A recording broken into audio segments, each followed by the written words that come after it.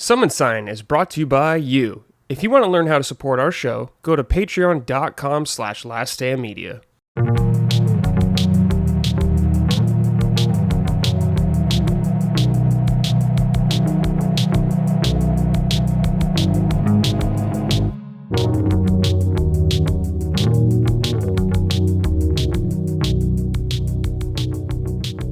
Ho, ho, ho! Welcome to episode 52 of Summon Sign, Last Stand Media's weekly in-depth game discussion podcast.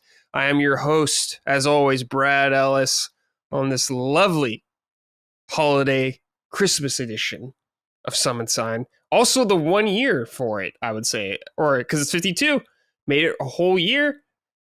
Joining me in the holiday spirits, I'm glad they obliged. I made them, or I requested that they wear holiday attire. We got Dustin Furman, who was on the first episode with me of Summon Sign. We're back again. That's Complete right. The circle, almost. Yeah, you, Dustin? it's crazy that it's been a year. But I say that every year I've worked at Last Stand, it's always like, wow, the year is already over because we're just always busy. But I'm happy to be here on this Christmas episode. I'm a little jealous. I don't have a hat. I just don't own a like a Santa hat, so I had to go with this PlayStation Christmas sweater, which I like a good deal. Now I have something to share with the class today. Oh, I got a package from Brad Ellis in the mail. Oh shit! And look at this. It came in. Okay, it came in a nice little Christmas present. A few different Christmas presents, but this is the one I brought up. A nice Monkey D. Luffy figure. So thank you very much, Brad. Yeah, very much problem, appreciated. And there's other goodies in there as well. Very, very nice. So thank you. Brad, he's going to live here for this episode. Oh, yeah. But yeah, excited. It's funny. We're recording this. So what day? It's December 11th. This is going to come out Christmas Eve. The 23rd, I think. Okay. Yeah. So it should be the 23rd. So right before Christmas. Yeah, right before Christmas. We are in absolute chaos right now. Yeah. You guys have both recorded twice today. I've recorded every day this week but Monday, and technically I need to double up and do a mailbag. So we're in the chaos. We're in the thick of it, so we can chill out for a bit. But excited to be here, regardless of all that. Yeah. I got to know, Dustin, did Holly enjoy the Chopper plushie? She did. Yes. Okay. Yeah, I had her. Well, so the chocolate that you included, fantastic. Holly cannot eat it, which is fine. She's lactose intolerant, but that just means more for me. Yeah, exactly. So I'm very pleased about that. But yeah, she liked the chopper. What else was in there? There was the gotcha thing. Oh, the gotcha. Dude, I got Smoker. Oh, sick. Okay, that's cool. a good one. Dude, I have a bunch of these One Piece gotchas, and I always get... I mean, all the characters are cool, but not as cool as others. So this is the first one I've got. I'm like, hell yeah. Something Smoker's decent. A good one to get. There was an In-N-Out shirt in there. I didn't know if that was size that'd fit you guys, but if it doesn't fit, you can give it to someone else. Whatever, doesn't matter. Normally I wear large and it's a medium. It might. Okay. I was looking at it, I'm like, I think this will fit. If not, it will definitely fit Holly, which she would be down for. So cool. But yeah, thank you very much. Yeah, of course, man. Well, you've given me stuff, 2 packages from Japan, so I was like, okay, time to repay the favor a little bit here. And you just sent me Pokemon Y also in the mail that you got for me, which I still have to pay you for, Dustin. You don't have to pay me for it. Son of a bitch. Merry Christmas. Thank you, sir. Appreciate that. Also, Gene, I just saw you like 40 minutes ago. We just did Punching Up together. We're back again. My dude. How you doing, man? Hanging in there. I haven't gotten any gifts from anybody. I gotten jack shit fuck. From people. Unlike you two gaybos. Right? Gaybos. That's nice. I like that. Just starting out the episode strong, you know. Yeah, just chilling, you know. Excited to have you for a year. Thank you.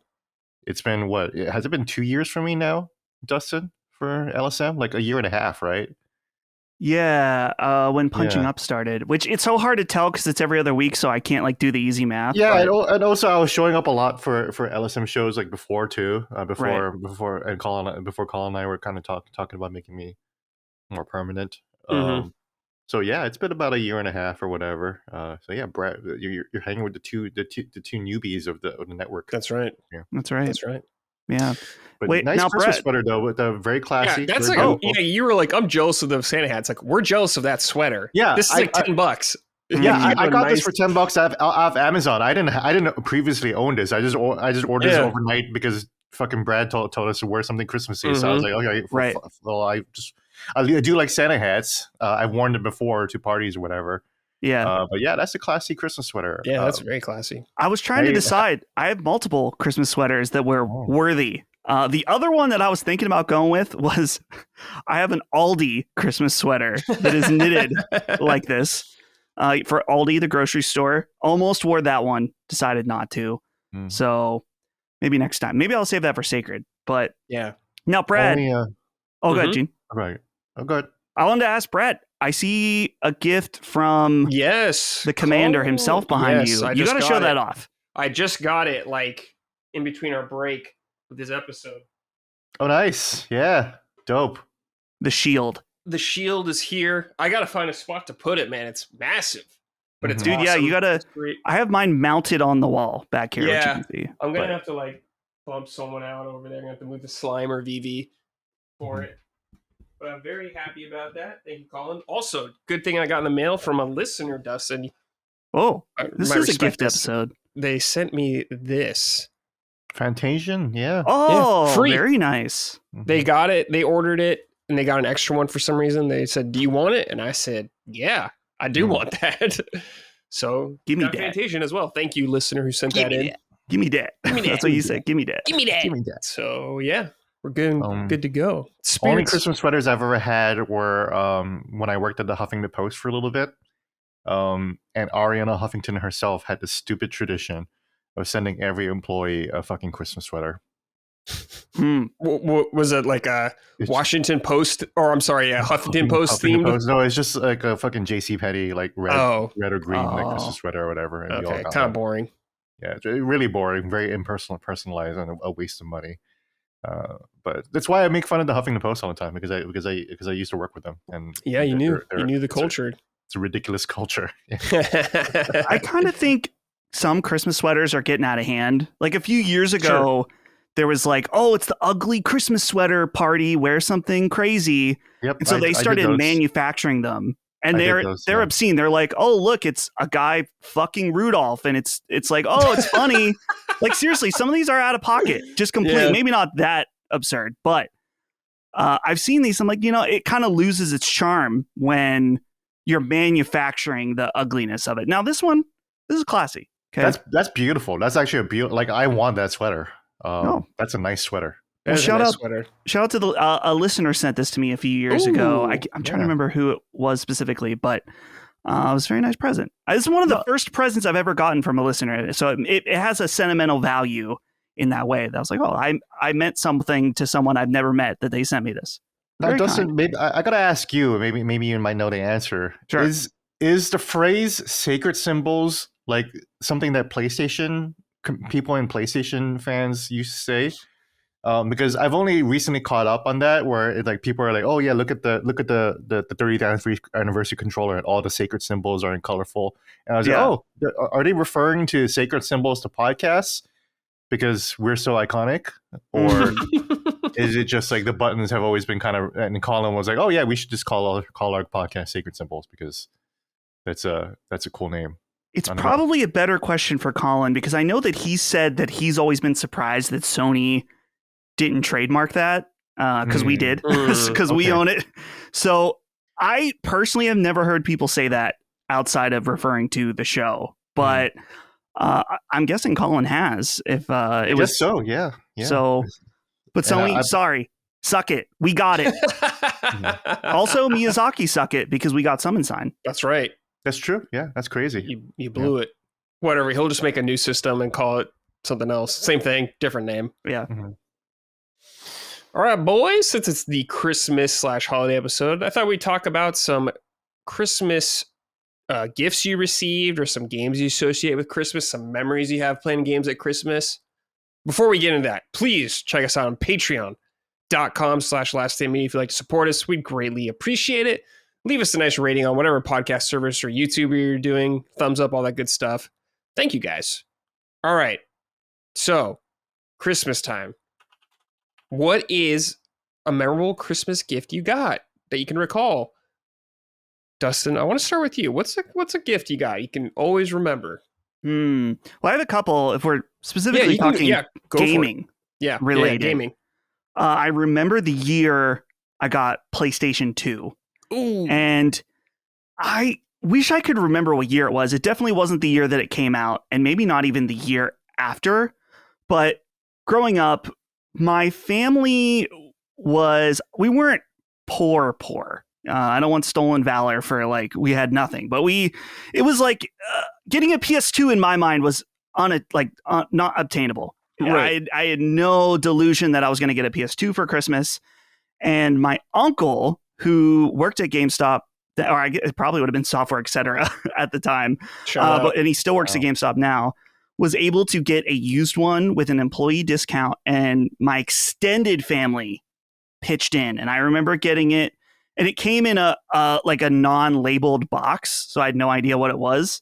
And inside, I got the PS2 controller, of course, but no game. I think a game was separate after. But in that box specifically was a copy of Armageddon on DVD. And I don't know. I think it just came with it as a bundle deal. You get a movie or something.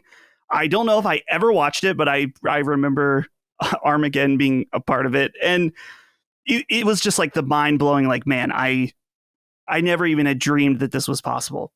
Dude. And that was followed up a few years later when I never really expected new games on Christmas. It was usually used games, which I was always happy to get. But again, it was just out of my mind. It's you're not getting this game. And so the game this year that I wanted, that I knew I wasn't getting, or maybe if I got money I could scrape together to get, was Dragon Ball Z Budokai on PlayStation 2. Nice. And there's a photo. Actually, I should put, Brad, put a timestamp here for me so I can remember. I'll inlay a photo of a photo of me opening this copy of Budokai, brand new. Again, mind blown, amazing game, 10 out of 10 game. And it was just really special for that reason that, like I said, I wasn't used to getting any kind of new games. One last one. Keep this one quick. Go ahead. Yeah. This was 2 or 3 years ago. I was out shopping with my dad before Christmas, maybe 4 or 5 days. And I was totally joking to him. I wasn't trying to make a hint about anything I wanted. I was just joking. I was yeah, nobody gets me games anymore because I just buy them myself. And it's kind of a weird thing because it's I want a game. It would be fun to open a game for Christmas, but that's okay. But when he heard me say that, he somehow figured out that I did not get Crash 4 yet. And so at the ripe age of, this would have been 28 or 9, I opened up Crash 4 from Papa Furman on Christmas Day. And I was dang, that was extremely thoughtful to do that, and very, very fun. So those are some of the main ones for me overall. Cool. Dan, that's sick, dude. Your dad, clutch. Coming in clutch, dude. Coming in Crash 4, dude. Yeah. That's a sick game to get from your dad. That's awesome. So that's the last probably Christmas game you got, I would say. Or gift probably. Game on Christmas Day. Before that, seriously, it had been so long. The last game I got for Christmas was Black Ops 2 or 3, or maybe the Beatles Rock Band for Christmas. Dude, Beatles Rock Band, nice. Huge gift. You know what's kind of cringe, Brad? What? Is this worthy of being judged? I did not care or know the Beatles really at all before Beatles Rock Band. Really? I don't think that's cringe at all. I think that's cool that it got you into the Beatles. That's cool. I think that's what it's meant to do, you know? Yeah. I think that's sick. Yeah. And you're young. Yeah. And also, honestly, who gives a shit about the Beatles? So. Whoa! I'm kidding. I love the Beatles. I'm kidding. I'm trolling. I'm trolling. I love Christmas. The Beatles. Yeah. It's funny. I've brought that up, and my dad's I used to play you the White Album growing up. I'm like, dude, no, you didn't. No, you didn't. I don't ever remember hearing back in the USSR growing up once. Back in the USSR, yeah. So Beatles Rock Band got me into it. Nice. And I'm a mega fan ever since. Yeah, that's sick. That's awesome. Actually, I really like that. What's That's your cool. favorite album? We never Favorite talked about the album Beatles. Yeah. is Revolver. Mhm. Hey, Big me Revolver too, man. fan. Yeah, It's a good mix. I always say that Rubber Soul and Revolver are like the two transition Yes. albums before. Yeah, they are. Yeah, they And are. Revolver's the completely. perfect middle between old and new Beatles. Mm-hmm. 10 out of 10. Love it. Yeah. Nice. Yeah, Revolver's good. Yeah, I bought my dad. And Your Bird Will Sing is like an amazing, Great song. Great like song. fucking great song. Like that's experimental, but also like classic rock still. You know, with that awesome riff and that's the solo, the George Harrison solo. Hell yeah. Yeah, And John then, of course, Lennon. like, John mega Lennon experimental considered with that. Tomorrow Never Knows, right? Yeah, Dude, absolutely. Tomorrow Never Knows. Great That's song. a great song. Yeah, John Lennon considered New Bird could sing a filler song. It's like, man, fuck you, John. You thought that was a filler song? He's a fucking asshole, dude. Yeah. Come John on, is my John. least favorite Beatle, I think. I think he's Sure. just I mean, I love many of his songs, but I think he's kind of a dickhead. Or was a dickhead. Yeah, He was a dickhead. Yeah, totally. yeah, he was. You know? Yeah. That's why there's that Onion article. A guy is a little too guy at the party who's always enthusiastic to tell people that John Lennon used to beat his wife, which is true. And True, and that article hurt me because I used to be that guy. I used to be like, did you guys know that John Lennon used to beat his wife? Not Try quite to- an angel, don't you Yeah. think? Yeah. Not quite this angel you thought. All right. Gene, what are some Christmas game memories you can recall? So you grew up on Guam too, right? I During did. all that yeah. stuff. So yeah, what was all that like? Yeah. Christmas Well, there. Christmas on Guam is very weird because we just don't. It's not. Just cold not really a at all. thing. It's Oh just- yeah, cold. Yeah. Yeah, I mean, Christmas on Guam is like huge. Christmas in Hawaii is huge too. Every year, the fucking city and county of Honolulu has a tradition of having a Santa surf in to the beach, Cool. and then like all the tourists and everything like that will be like, "Yeah, Santa's coming in," on Christmas Day or whatever. I mean, it's actually pretty cool. You know? Yeah, that's awesome. It's I love a that. fun little idea. And in Guam, it's just a tropical Christmas, you know.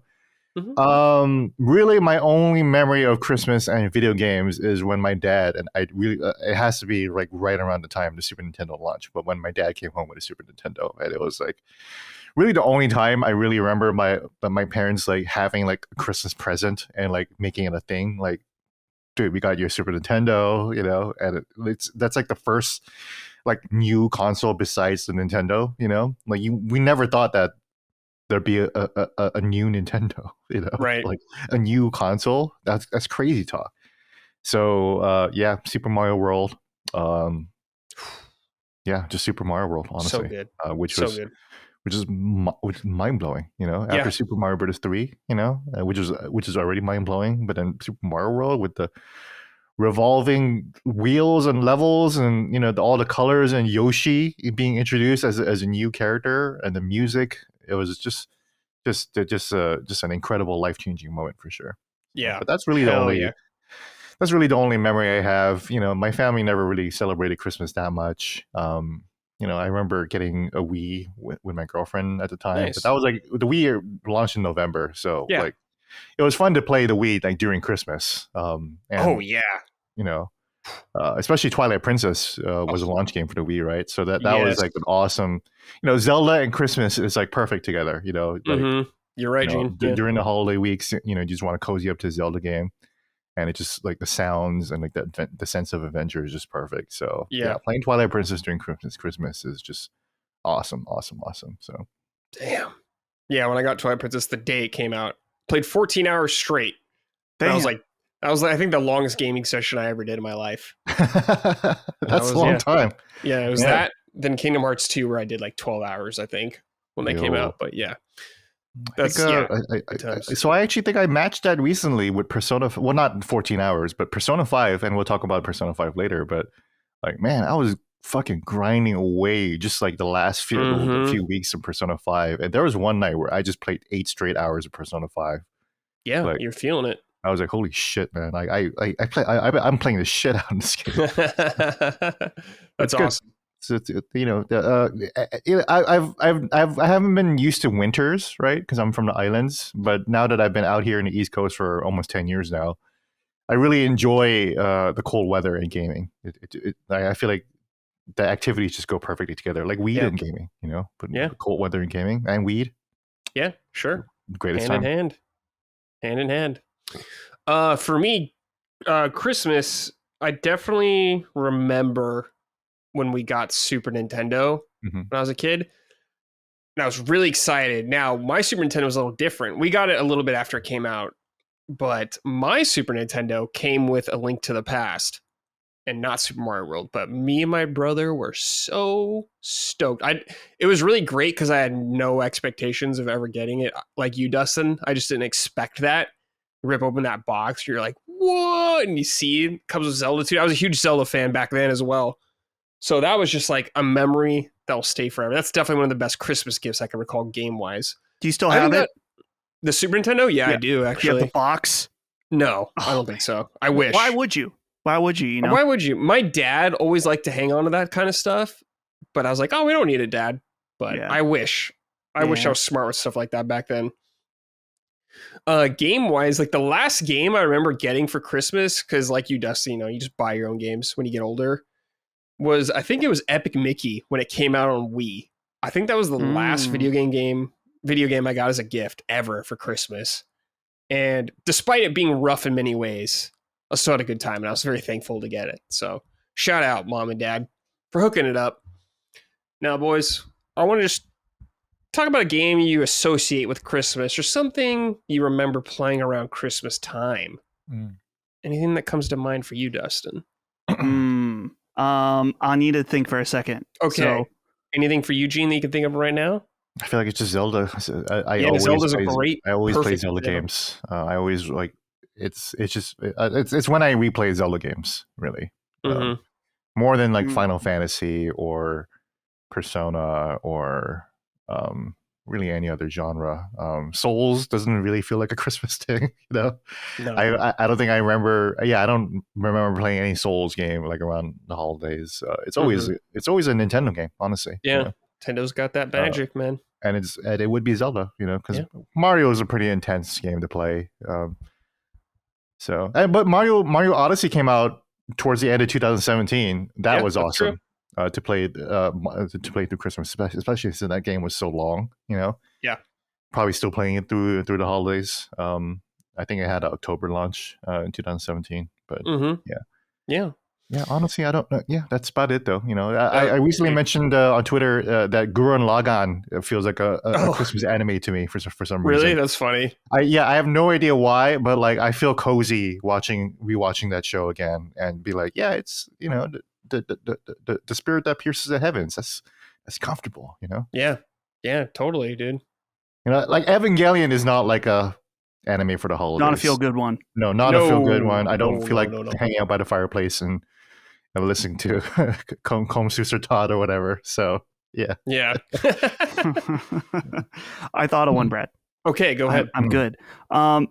So the two that come to mind was, I guess, a game that when I think of it now, I always think of Christmas was Croc 2. Oh, the PS1 was nice. A game I got one year. I remember not really liking it very much compared to the first one, but it's been so long. Second one was, I remember getting Guitar Hero 3 with the wireless Les Paul. Wow. And that was it. That Christmas, dude. There are a few of those games. You brought up Zelda, of course. Twilight Princess being Guitar Hero is a good Christmas game actually too. Yeah, Guitar Hero. Because it feels like toys when you open the box too, right? You're like, yeah, I got all this shit now. Yeah, you're holding set, something. Dude. Yeah. And then I thought of another one too. Is when Mario Galaxy came out. Getting that on Christmas, dude. Beautiful. I had it completely done before I went back to school. Even legendary game. Yeah, so good, man. Those are great games. Gene, like you said, Zelda, definitely great Christmas games. I definitely remember playing them around Christmas time. I always associate Dragon Quest games with kind of Christmas too. Dragon Quest, yes. Dragon Quest. Like Final Fantasy doesn't make sense, but Dragon Quest, yes. Yeah, Dragon Quest is just like it has to be like comfy. Hopey and aspirational, which Final Fantasy is, but like Final Fantasy deals with like a lot of other shit too, Yeah, totally agree. Yeah, can be much more sad, I guess. Mm-hmm. Dragon Quest, just feels good. It's like sitting Mhm. next to a warm fire with hot chocolate. Exactly. That's what Dragon Quest feels like to me. I always associate like playing World of Warcraft with Christmas time just because I remember so many years playing it around Christmas time. I think it came out in like the fall originally when it came out. And I just remember playing on Christmas break, and it was just such a good time with everyone playing. All my friends love that kind of stuff. And also, I always associate Donkey Kong Country games with Christmas because I think we got the first one at Christmas. So I always kind of have that feeling of the tree glowing and everything like that, those bright colors with Donkey Kong rolling around, killing gators. Good stuff. Love it. Killing gators. Yeah, you gotta say like Chris Pratt and the Koopas, stomping Koopas, Goombas. Stomping Goom. You gotta say it like. Oh yeah, his like thing being happy to play Mario. Is that what it was? Yeah. Happy to play Mario. I remember all the hours I used to spend as a kid stomping Koopas. Yeah, Koopas. Like you gotta say it like a slur. Like you gotta say Koopa with a hard R. Yeah, fuck Koopas. Yeah. Yeah. Fucking Coopers, Yeah, Coopers. Yeah. Oh my god, dude. Yeah, let's make racial slurs for the Mario universe. We'll have to think about like what would we call a shy guy? I don't know. Maybe that's a slur in Well, itself. we were just talking about how Goomba. I thought I didn't know Goomba was a Japanese word. I thought they just normalized an Italian slur, and they're like, oh yeah, it's fine. Who gives a shit about Italians? All right, let's hear from the audience a little bit about some of their Christmas stuff. This is from Brandon Bishop. Hey, little kitties, big slitties. Ooh. Nope. The Christmas when the PS1 came out in the States, my dad got it for my brother and me. When we opened the box, however, the only thing inside was a big-ass book on computing or some shit. It wasn't my dad tricking us, but someone swapped the console for the book and returned it to Best Buy, and they just didn't check it before selling it to my dad. Long story short, my dad was able to get us the goods eventually, but not without a lot of tears from us and a lot of cussing out Best Buy from him. That's by far one of my most memorable Christmases I've ever had. Thanks for another year of incredible content from the Ellison family. That's really funny. That's a good Imagine one. Yeah. getting your PS1, you're stoked, open up some book on like programming. What is this, Dad? What is this? Fucking make your own PS1. That's what's up. Yeah, make your own PS1, son. Just like, fuck. Dude, I would imagine if I like bought someone a gift, especially one that's expensive like that, and then they open it up and it's because I've seen this on like Reddit where someone will open a box for a console, it's like rocks on the inside. Dude, imagine how exciting it would be for you, the dad, to give that gift. Dude, I would be pissed. The fact he cussed out Best Buy. It's unfortunate for the poor employee that probably had nothing to do with it, but yeah, good on the dad for that one. Yeah. Right. I can imagine that must be very frustrating for a parent, for sure. Damn, what a story. That's really funny, though. Speaking of PS1 box, that reminded me, Dustin, you're talking about the PS2 that you got. I looked at the PS2 box again. Man, that is a good-looking box. I really like that color. Yeah, the bluish, like purple box. Yeah, it looks so good, man. I love that stuff. How people are nostalgic for PS1 aesthetics, I love those as well. But PS2, something about it just really speaks to me. I'm not sure what it is, but I just love it. It's so good. Yeah, it has the best sounds on the 30th anniversary. Yeah, that's what I haven't said is, yeah. Thing, I wish the overlay looked better, but the sounds are great, Yeah, PS2 had something special. That blue box, it looked like it was irradiated with power. Yeah, it was like futuristic. Yeah, like, whoa, DVD player, whoa. Felt high tech at the time. Yeah, the tray, you press a button and the tray just comes out automatically. So You're cool. like, whoa, that's crazy. Whoa, future. Yeah. All right. This is from Stew Dog. Best gaming related Christmas gift ever? Mine has got to be the Christmas 2006 when my mom shocked me with a launch model 60 gigabyte PS3. I found out years later that she had actually camped out at Best Buy all night to get it for me. Best mom ever. That's a huge pull. Best mom that's ever. That's a big pull. Yeah. When you got parents like that just pull through, put up with bullshit like that, good shit. Like, I'm sure everyone kind of has like, well, gaming kids, like a lot of their parents. I had a parent like my dad was that parent, for instance. He would do that kind of stuff for us. Could be your mom, dad, maybe both, if you're lucky. Honestly, shout out to parents for buying us games, in the first place, big shout out. Yeah. parents, grandparents, all the above. Yeah, grandparents. My grandmother was the one who introduced me to games in the first place, or bought me my first games. Yeah. Yeah, my grandma bought us NES, so that was the first. She's the one that started it. Mm-hmm. All right. It's from Andrew Simmons. One of my favorite Christmas gifts was when I was 10. So the year 2000. Wow. Only 10, huh? I got a Panther light gun and the pedal for the PS1. It was a silver Walther with a wood effect handle and had a toggle for full auto. That meant I could play Time Crisis, Resident Evil Survivor, and Point Blank at home. Funnily enough, I've bought 2 side and light guns for my emulator machine, so my 7-year-old can now experience those very games. Brad, I followed you from Easy, and I just want to say how much better you've grown between here and punching up. Keep it up, brother. Merry Christmas. Thank you, Andrew. I had Time Crisis on PS1 with the gun con. Man, that was sick. No pedal, unfortunately, because that'd be too cool. But I had a little button on the gun you could cover with. So shout out Light Gun Games. I miss you guys on consoles. But it is what it is. What are you going to do? Dustin, do you have a light gun game? The only light gun I really have now is the NES Zapper, which I did have that growing up, and that was super cool. But never had one for the PlayStation 1. But dude, Time Crisis? Yeah. Was it like arcade quality or close enough? It was close enough, yeah. Dude, I love Time Crisis. It was really cool. It was really cool, yeah. Time Crisis 1. I'm trying to recall. Do you have a Saturn, Dustin? No, I'm always tempted. But the games are so expensive that I resist.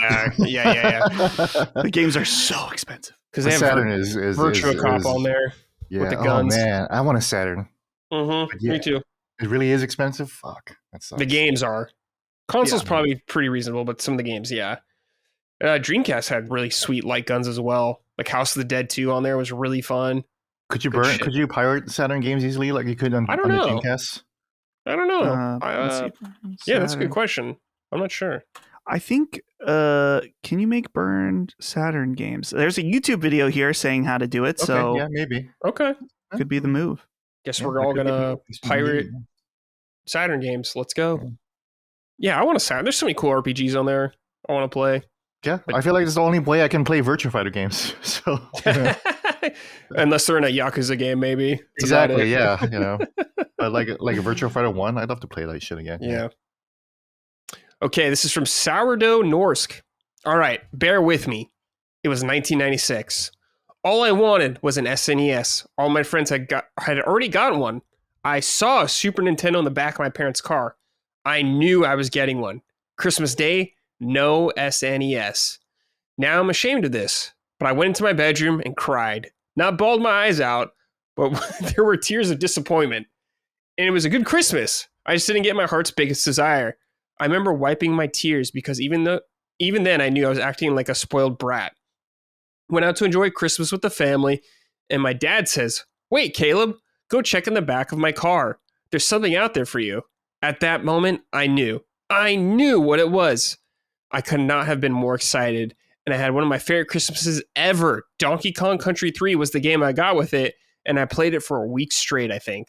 That's my Christmas story. Hope you all have a good one this year. Very nice. Yeah, you got SNES very late. I think N64 was out there, but hey, SNES, one of the greatest of all time.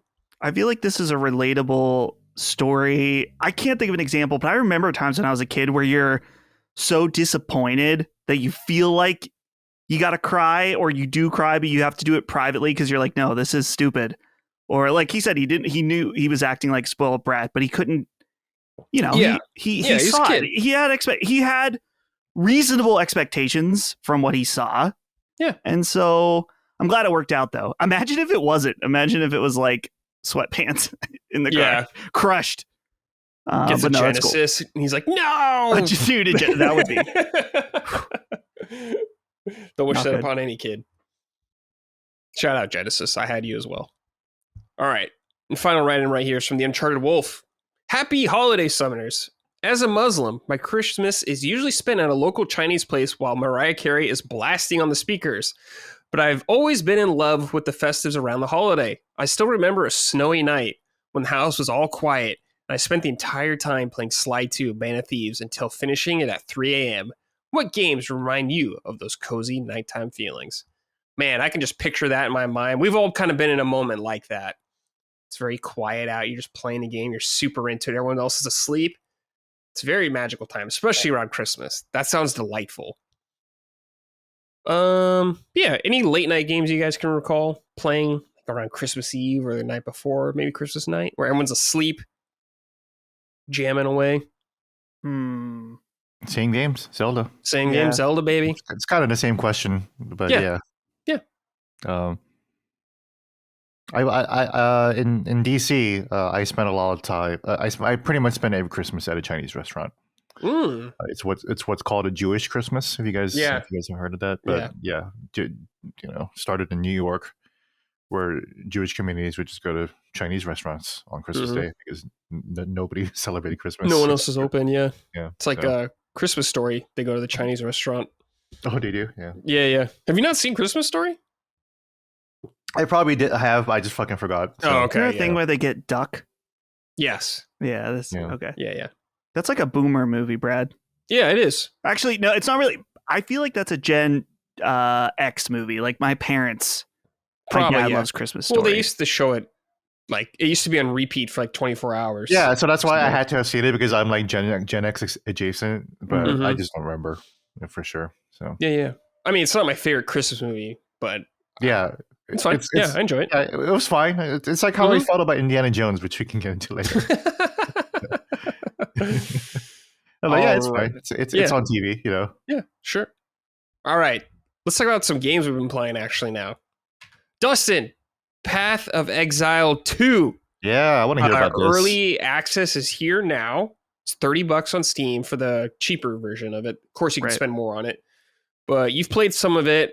I'm very curious. I want to play this, but I just have no time. Yeah.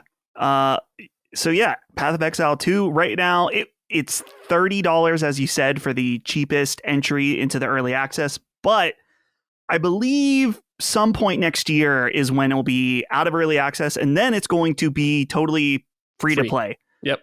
So if you're not aware of what Path of Exile is, which I wasn't really because I've not played the first one, but it's a Diablo clone, like clearly through and through. And that's not necessarily a bad thing for me, but it's a top-down action computer RPG. ARPG, what are those officially called, Brad? ARPGs. ARPG, right. So, you start the game, you can pick out of kind of the standard set of classes. Apparently they're going to add more, but there's like a warrior class, which is kind of your tank that usually has like a big hammer or big sword or something like that, and a shield. The character I'm playing as is I think it's the witch, because there's two that are kind of similar. There's a witch, and then there's one that comes in minions. Oh, okay. But it's like one's a witch and one's a sorcerer. So, but I'm doing the one that's spellcasting, right? And so I probably put in 2 hours yesterday and another 2 today, and I'm having a lot of fun with it. So a few unique things about Path of Exile, since I mentioned that this is very much a Diablo style game, is when you see your like level up your skill tree.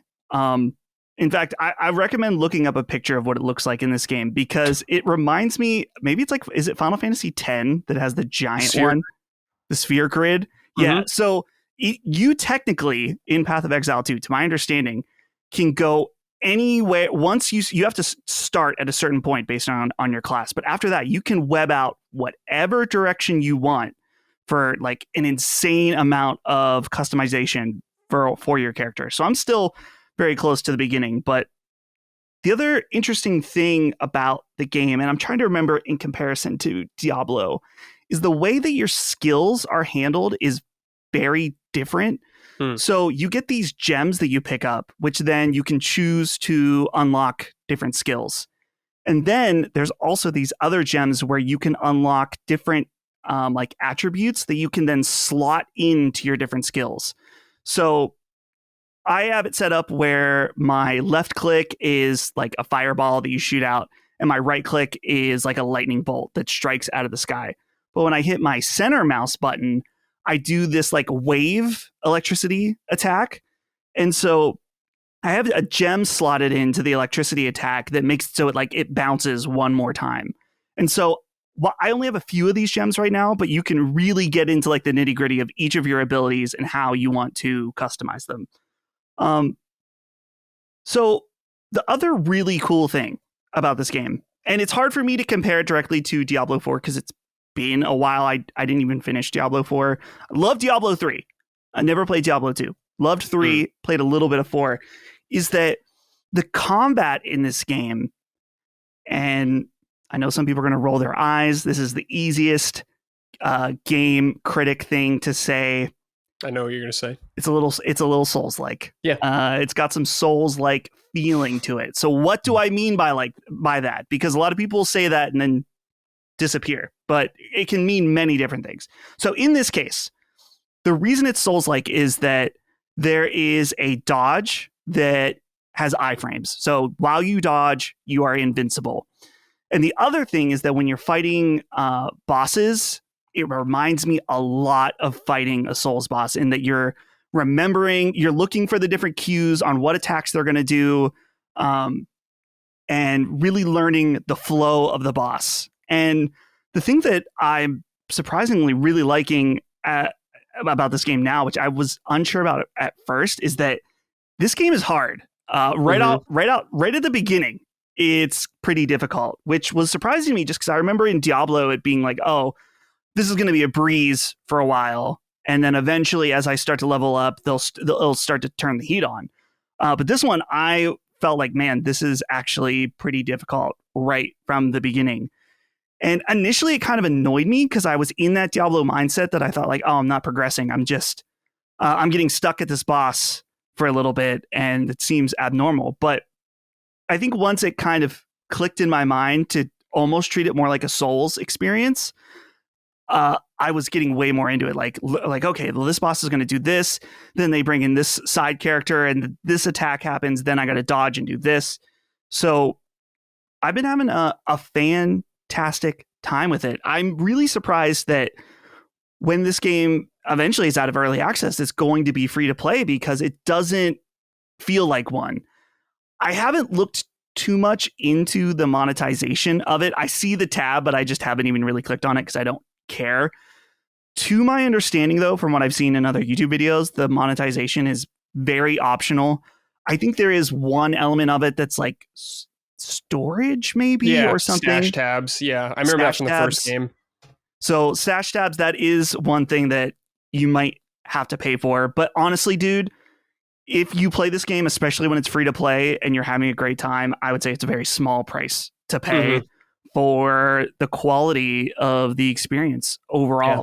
I really, dude, Brad, I hope at some point when you have some time, I've been wanting to check this out with other people because I think playing as a squad, having different roles and stuff would be really fun, because playing as the like sorcerer type character right now, you really have to stay away from enemies as much as possible. And when you're playing by yourself, sometimes that's very difficult, which I have a few different abilities to kind of do when I'm swarmed by enemies. But then I was thinking like, man, if you had a crew set up where you had someone be tank and I could like do my spells and stuff, it'd be really fun. So yeah, I'm very impressed by Path of Exile 2. I was concerned with it being early access that it would be buggy or feel incomplete. And so I'm still very early, so I don't know what the depth of the content is currently, but it's not buggy at all. And I think on day one, the servers were super overloaded. Yeah, they were. But I didn't check it out day one, so I'm within the first week, and I've had no server problems at all. I was able to hop right in and play and have a great time. Yeah. This is on consoles as well, I believe now, too. So not just PC right away. Right. But yeah, everything I've seen of this game, Dustin, looks awesome. I played some of PoE 1 like years ago, and it was pretty good. Extremely overwhelming game to get into. At least PoE 1 was at the time. I feel like with PoE 1 I had to do homework and like study up and all this kind of stuff. Does PoE 2 kind of ease you in a nice way, Dustin, or are you still very confused about what you're doing? I currently don't feel that confused. There's some things that I don't understand yet, but for example, I was thinking when I use one of these gems to unlock a new ability, it's like, man, what if I unlock the ability and then I hate it? Can I refund it? Can I switch it out? So maybe you can do that. Maybe you can't. And to my understanding, Brad, because I was watching a bunch of videos about PoE 2 before I bought it, the veteran players say that this one is easier to get into. Okay. That it's still very complex in terms of customizing your different abilities and your gear and stuff like that, or it can be. But I haven't felt like I was overwhelmed at all within the first 4 or 5 hours. Like, nice. It's been, and a lot of that comes from a background of playing Diablo. I think if you had never played a game like this, it's definitely going to be more confusing on how to play and how to equip your characters and stuff. So I'm really curious about playing as other characters too. I tried out the warrior and I tried out the monk character, which the monk is like super fast, uses like a staff, and I wasn't really feeling those, which is surprising because normally in Diablo I'd play the warrior, but the warrior in this game is much slower than in Diablo, which is cool if you're into that. But the monk was obviously a lot faster, but I just felt so squishy, and that was the first character I tried before I knew the game was very difficult, and I was like kind of like getting a feel for it. So sorcerer character definitely fit my speed at the beginning, but I'm thinking if I go back and try those now, I might like them a little more. Cool. Awesome. Yeah, sounds great. I can't wait to play. Yeah, I would like to play with you guys, or you, Dustin, some of the boys, probably like Lockmort would be in and stuff like that. Sounds really fun. Gene, what are your thoughts on Path of Exile 2? Do you want to play? Yeah, I think I've already expressed that I probably won't play it. I haven't even finished Diablo 4, honestly. And I should probably prioritize that first. Sure. But also, I'm just not in the mood for another Diablo. Like, if I'm going to play Diablo, hearing that it's Souls-like, some people might have cringed at that, but it's like, for me, I'm like, okay, well, if it's different from Diablo, then if it's a different flavor, then maybe. And a bunch of my friends are into it too, but I just have so much other shit to play too. Yeah, totally. So yeah, I get it. I'm not going to play a game that will last forever. Like, that's part of what turned me off to Diablo 4. I'm like, I'm not. I feel like I've outgrown Diablo. Like, Diablo was great when I was in college and I had nothing to do and I was skipping class. Whereas now I'm just like, I don't know if I want to spend all day just clicking enemies. Sure. Yeah. I get it. All right, let's see here. Ethan Barcelos wrote in, Merry Christmas, Summoners. Dustin, as someone who has never played an ARPG, Path of Exile 2 looks very intriguing. Is this a good place to start? And if so, what are some good beginner tips? Thank you all at LSM for everything you do. Hope you have a great holiday. So we're not like super experienced in the ARPG genre, I would say, compared to many other people. But you have experience with Diablo 3 already and some of 4. But outside of that, probably not so much, right? No, not really. I'm not probably the best person for this question to be asked. But I guess in my limited scope, if you've never played one of these games, I feel like Diablo 3 is a great place to start. And I know a lot of seasoned Diablo fans don't like Diablo 3, probably for that reason, in that it's pretty, at least I felt like it was pretty beginner friendly, and pretty fast paced as well. So Diablo 3, you probably can pick it up for super cheap, or you could just wait until Path of Exile 2 is free to play, and then you can check it out with no cost associated to it. And if you don't like it, then you're good. Yeah, maybe Ethan is attracted to the art style of Path of Exile, and honestly, Diablo 4 would be a good intro too. I wouldn't recommend Diablo 2. I played Diablo 1 and 2. I played it back in the day. I actually played the Diablo 2 remastered recently, and it's still very much Diablo 2, which is a much more Byzantine like skill system. You can make mistakes in upgrading your tree. It's not, in Diablo 3 and Diablo 4, you can just level up and you can just like fill out your skill tree. Diablo 2, you don't get those chances. When you commit to a path, you are committing to that build, and sometimes that build will just fuck you over later on in the game. So it's not beginner friendly in that regard. Diablo 3, you just dive right in, just fucking fill out your skill tree and get all those powers, baby. Yeah. I would say 3 and 4 Diablo are easier to get into for sure if you're new to ARPGs. Yeah, I have no idea about Paths of Exile. Path of Exile, I mean, it looks dope.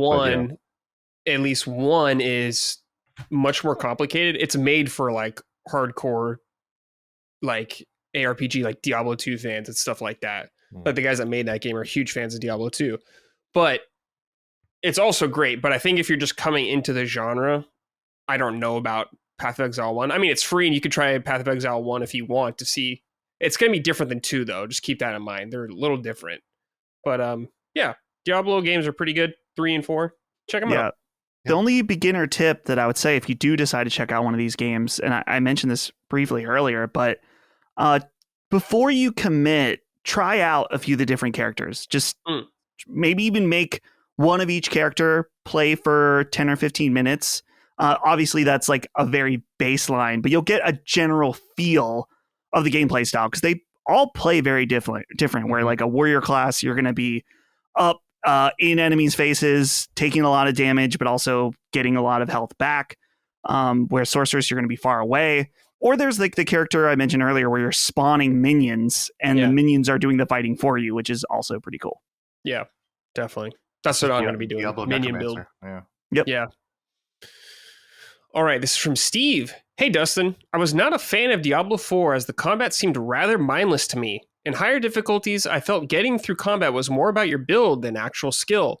I would love to get into PoE 2, but I'm worried I will run into the same issues as Diablo 4. What do you think of the level of challenge in PoE 2, and does combat feel satisfying to you? As a fellow From Software fan, I really value your opinion. Yeah. Well, yeah, this is what I was touching on earlier, is that you're definitely right about, I'm sure that build is still very important. I'm not really at the point where I'm considering build, because early on, you're kind of just like whatever you can get. You're equipping the best stuff and moving on. So I can't speak on that too much. But like I said, with bosses, there was one boss that I probably had to try 8 or 9 times before I was able to beat it, which I guess isn't that much. But I wasn't expecting that at all.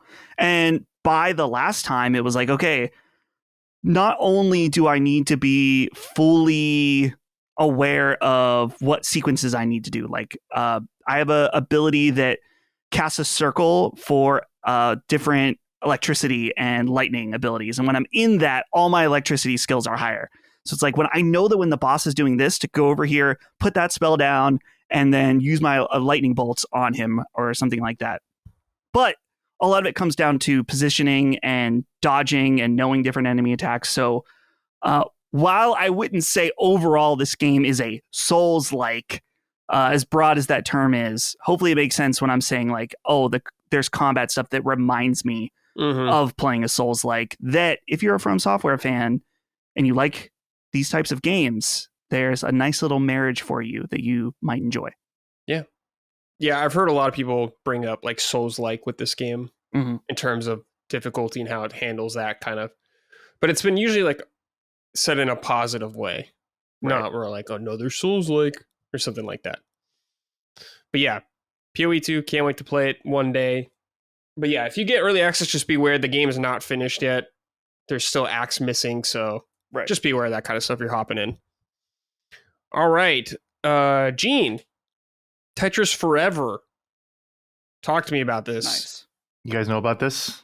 Yes, I'm so excited to hear you talk about it because I was raving about this on Sacred Symbols a few weeks ago. Oh, really? No kidding. Yeah. Okay, yeah. Tetris Forever is by Digital Eclipse, and I actually appeared on NPR recently to talk about it. Oh. No idea why they wanted to talk about Tetris for all of a sudden, but I was like, fine, that's cool. Tetris Forever is a third in Digital Eclipse's what they call the Gold Master series.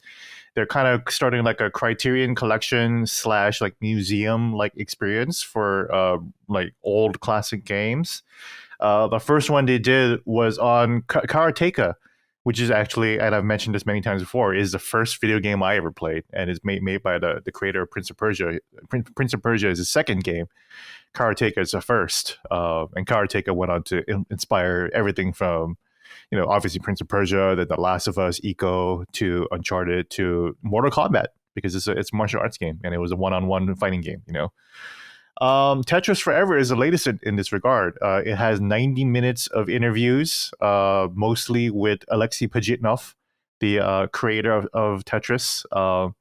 And the experience is awesome. If you don't know, they have a lot of interviews, very high quality, beautiful interviews that really go into depth on the history of the making of Tetris. And the Tetris movie came out about a year or two ago, and a lot of people were really surprised at how complex the story of Tetris is. The fact that it was created by an engineer at a government agency within the Soviet Union, and he just saw a puzzle game that was like, well, what if all the puzzle pieces just fell down and there was only 4 pieces?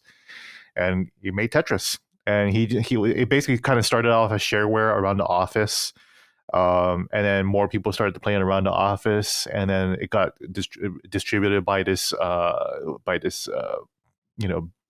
billionaire, the Trump-like billionaire or whatever. And then Hank Rogers, a guy I know, acquaintance of mine, discovered it at a Vegas consumer electronics show, and he played Tetris, and he was like, "This is the perfect game. This is the game." And then he went up to Nintendo, and Nintendo, he was trying to sell like, "Hey, there's a game called Tetris. I think I can get the rights to it." And then Nintendo was like, "Oh well, let's show you something real quick," and he had to sign like a stack of NDAs, and then they bring him into their secret white lab in Kyoto, and then like they unveil like under like a tarp or whatever the first Game Boy, the prototype Game Boy. Damn, yeah. And he's like, whoa. And he's playing Super Mario Land on it. He's like blown away by it. He's like, what the hell, dude? Portable gaming like this smooth? And he was like, what are you gonna pack it with, Mario? And they were like, oh yeah, Mario. Mario's our most popular character. And then Hank was like, if you want to sell it to gamers, pack it with Mario. If you want to sell it to the world, pack it with Tetris. And then that's exactly what happened. So the Nintendo gave him an assignment: fucking go get his Tetris then. And so he goes into the Soviet Union and has to fucking dodge the KGB, deal with the government agency that technically owns the rights to Tetris, and kind of finagle their deal. And the movie actually has like a car chase sequence and everything like that. But the documentary here kind of details all that too, but straight from Alexei's and Hank's mouth too. Very entertaining. Hank Rogers himself is a very like loud personality character. Very very braggadocious type of billionaire. He's like a car salesman. He's got the energy of a car salesman. Really really enthusiastic. Really kind of clever, kind of jokey, and everything like that. But really smart guy. He was right. And Hank Rogers, if you guys don't know, he is technically the creator of the first JRPG. Oh yeah. Oh, that's in it. Yeah. Yep. He made Black Onyx, which is the first attempt by a Japanese company, his company, to make a Dungeons and Dragons like game in Japan, basically. So yeah, and he goes around telling like, "Hey, bro, guys, I made the first JRPG. It's not Dragon Quest. Come on, guys." And it's like, yeah, technically it's true, but Dragon Quest is the one that blew everything up, of course, right? Yeah. But yeah, it's really really fun. What's cool is that like just like the other Gold Master series that Digital Eclipse does, there's little nodes, there's little spheres that you can like, click onto, and you watch like a documentary, or like you read a document, or you like look at a photo of like Alexei Pajitnov's like original workstation, like where he made Tetris. And then like it'll click on and like it'll tickle your completionist brain because you're completing the documentary, right? And then also the game comes with a shit ton of versions of Tetris, from the original, like the one where all the squares were signified by brackets, the very very original copy of Tetris, all the way up to Tetris NES, Hatris was a sequel, and everything like that. So it's a great way to kind of see the different steps and how Tetris was developed all the way up until like the final version. Mm-hmm.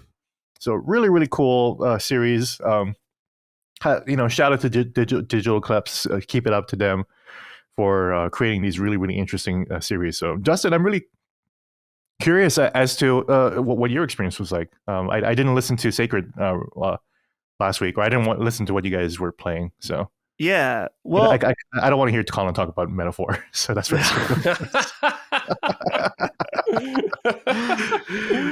well, yeah.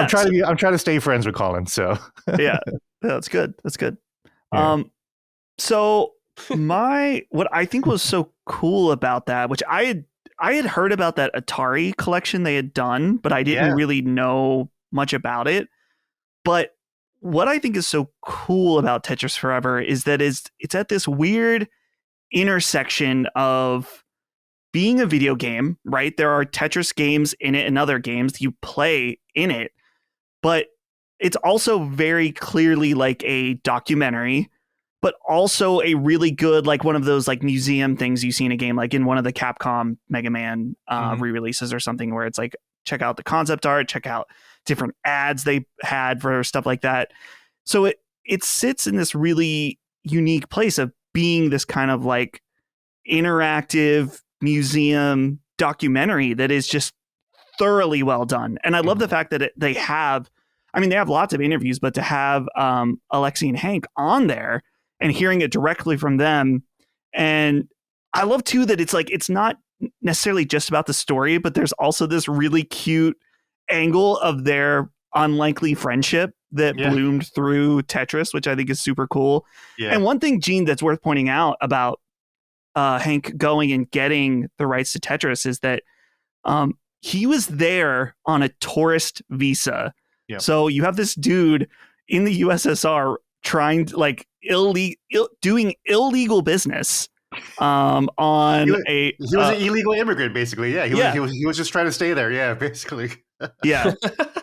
So it's just a wild story, and to have it put together in this package in this way is super cool. And for like, dude, if you love Tetris to any degree, or maybe if you, I don't know, I think the story is like a universally interesting story, whether or not you like Tetris or not. But if you like Tetris, this is absolutely worth checking out. Even if like a lot of the times when I sat down to quote unquote play the game, it's actually you're just sitting there and watching these different documentary clips, and it's awesome.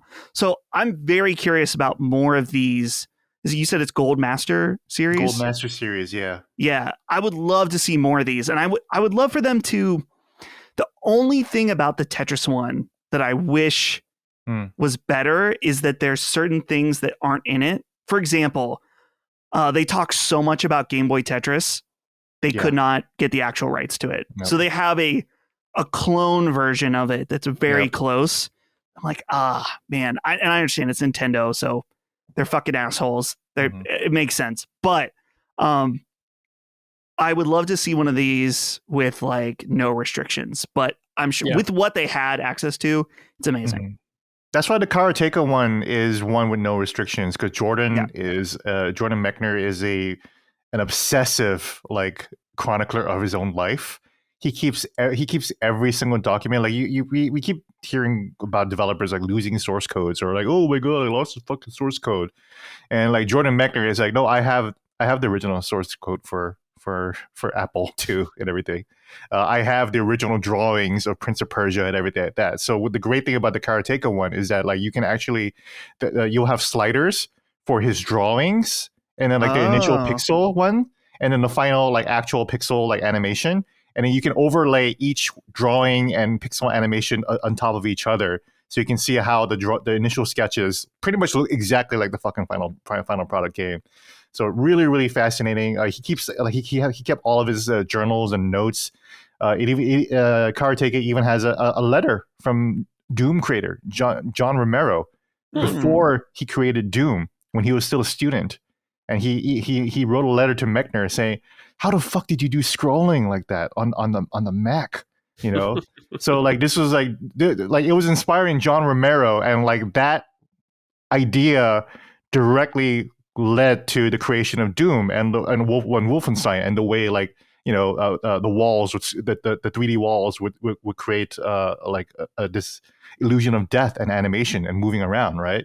So it helped create the fucking first person shooter right there, Yeah. So really, really cool stuff. So Karateka is one where it is just completely unfettered access of everything. Tetris was pretty close because you got Alexei and Hank there, But again, like I think to your point with Nintendo and everything like that just goes to show like the messy legal history of Tetris. Oh, but to your point, like their friendship was Hank wanted Alexei like dude, I want you to get your money, So he promised him like, I'm gonna get you out of this fucking country. I'm going to get you out and we're going to start a company together. We're going to call it the Tetris Company and you're going to get all the royalties, baby. Yeah. And that's exactly what happened. So. There's also part of that. I'm curious about this, about Hank in general, because there's also a part where someone made the like Tetris spinoff called Bombtris, right? And so something, because it was like completely a clone, when they licensed it or something, like he's like, I didn't have to pay him any money for that. Because it was derivative, but I did because it was the right thing to do. He seems like a cool guy. He's a cool guy. Interesting guy. Yeah, he runs now something called the Blue Planet Foundation, which is just about trying to save the environment and shit, and like protecting the oceans. That's like because he lives in Hawaii. That's how we met.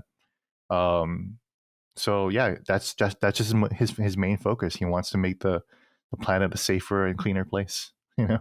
And that's where his daughter Maya is the one running the Tetris company now. So, okay, yeah, cool. Yeah, sounds awesome. I remember the Atari one was very impressive from what they did. Not the games in it, I would say, but like you're saying, the documentation aspects of it, very impressive. Yeah. I have the Atari one too. I completely forgot about Atari one, so thanks for bringing that up, Dustin. But yeah, they talk about like how they used to do drugs all the time, like back in the Atari office. And everything Hell like yeah. That. So really, really like classic rock and roll type of documentary where they're like, oh yeah, we were fucking fucked up all the time when we were making these fucking Atari games or whatever. It's cool shit. Dude, you sound like mentioned me. So you mentioned, I don't think they would do this because we have amazing ports of Doom on modern consoles, but I would love one of these for Doom with the same like documentary clips, but I would love for it to have like, this was exactly how it would feel to play Doom on a PC at the time. And here's the Super Nintendo version, and here's the Atari Jaguar version. Sega like, 32X version. Yeah. Oh man, Doom would be so good for this series. Yeah. Fuck. Yeah, you're right. That'd be awesome. And then the great thing too is that John Romero has a mental illness where he remembers fucking everything in his life. So he would be the perfect interviewer because he would like just be able to detail every single thing about like the making of Doom, if you read his book, Masters of Doom, or not Masters of Doom, what was it called? John Romero's book recently on Doom. He's recollecting every single detail about his life and the making of Doom, and the start of id Tech and everything. Crazy. Yeah. I just searched John Romero book, and I must have. I got this Amazon page because I was like, oh, John Romero books. The first book is called I'm Straight, Right? Men of Fort Dale. And these are I did not all get that. I got life in novels. first person. That's the book is called Doom Guy. So you guys click this link. These are not the right John Romero books. I'm Straight, Right? Romeo Alexander. Fucking Google, man. It's fucking. Whoa. Trading teams. Oh my god. Oh, it's because I didn't, dude. Okay, I thought, I didn't spell Romero right, and I thought Google would correct it. But shout out to John Romeo, author of gay romance novels. Yeah, these look like AI or almost the cover. They do, yeah. Almost. Damn. Yeah, because like this guy has like a 10-pack, Yeah. Come on, dude. Yeah. Dude, how are the ratings on these? Probably pretty high. They're like 50 cents each too. Well reviewed. Okay. Well, if you're into that, there you go. All right, boys. I have been playing a little bit of Indiana Jones and the Great Circle. I played about 3 hours. I only got to do one session yesterday, but I played about 3 hours. And so far, I'm digging it. I think, first of all, Troy Baker is very good as Indiana Jones. He's nailing it. The cadence of how he talks and everything is spot on. And I'm really into the way the game designed in the sense that it is kind of like, I know a lot of people have been saying about like this immersive sim kind of vibe to it where you're dumped in this area and you can kind of walk around and find side quests to do. You have your objective, of course, your main ones, but you can just stumble upon a bunch of stuff. And I've been having a really good time with it so far. Minor spoilers, I guess, but the very beginning of the game, I was kind of annoyed. I knew about this before I played the game, but I wish I didn't know about it. So minor spoilers if you don't want to know the very beginning of the game, but it is the intro to Raiders of the Lost Ark. And I was like, this is so cool. This is such a cool idea for the intro of the game, and it's recreated so well. What you do in it gameplay-wise isn't like very impressive, but it is just really awesome going through that scene in that movie. You know, like him actually putting the stick in the ground to push the pressure plates down and you adjusting the sand and everything like that. All that stuff was really cool. I was really happy with that. And I like how slow paced some of it is. Like the beginning of the game, after that you go to the college and you're just kind of walking around, you're solving mysteries a little bit. There's puzzles in the game. They're very simplistic so far. You know, here's some artifacts. They got knocked out of this case. Put them back in the right order. Pretty simple stuff. But later on, I am curious to see how advanced it. Like I haven't been like in a big temple yet or anything. Like I imagine will come down the line where you gotta, you know, pull this rope or do something like that. So I'm looking forward to all that.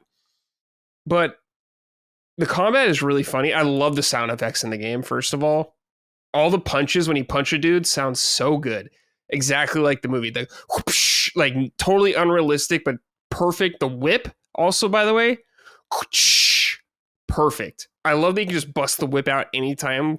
I'm playing on PC, so I just push F and you just bust it out and you can like knock the gun out of their hand, disarm a guy, or if they have a club, disarm them. I love all that kind of stuff. Picking up weapons that last for a little bit reminds me of like a beat 'em up. It might remind you of that too, Gene. You know, like a Streets of Rage, you pick up a weapon, you get a couple kills with it, and it just breaks. That's what it reminds me of a lot of ways. Yeah. That's a good pull, man. I didn't think about that, but yeah, totally. And it's funny because it's like very cheesy. A lot of because Indiana Jones is cheesy in a lot of ways. It's great, and there's some serious stuff in it, but it is cheesy. Like the weapons you can use, like a broom or something like that, or a paintbrush. I was hitting a guy with the paintbrush. I love all that kind of stuff. Real quick, I want to shout out to that part. It's so you thought about beat 'em ups, and that's very, very accurate and cool. I didn't think about that. You know what I thought about it? It wasn't video games. I thought about the scene in Pulp Fiction when Bruce Willis is in that weapon store, and he's gonna rescue the crime boss. I'm forgetting the name already, but the crime boss, and he sees like a baseball bat, and he sees like a bigger like baseball bat, and he sees like a sword, and he's like, oh, I think I'll use a sword. I think the sword will be good for the next encounter, right? So that's how I felt, where I'm like, I see a guy and I'm just like, should I use a bottle? No, I don't need to use a bottle. I'm gonna put that down. Ooh, a broom. I could use a broom. And I'm like holding the broom, and I'm like, wait, there's a fucking guitar. Can I pick up the guitar? Oh, you can't pick up the guitar.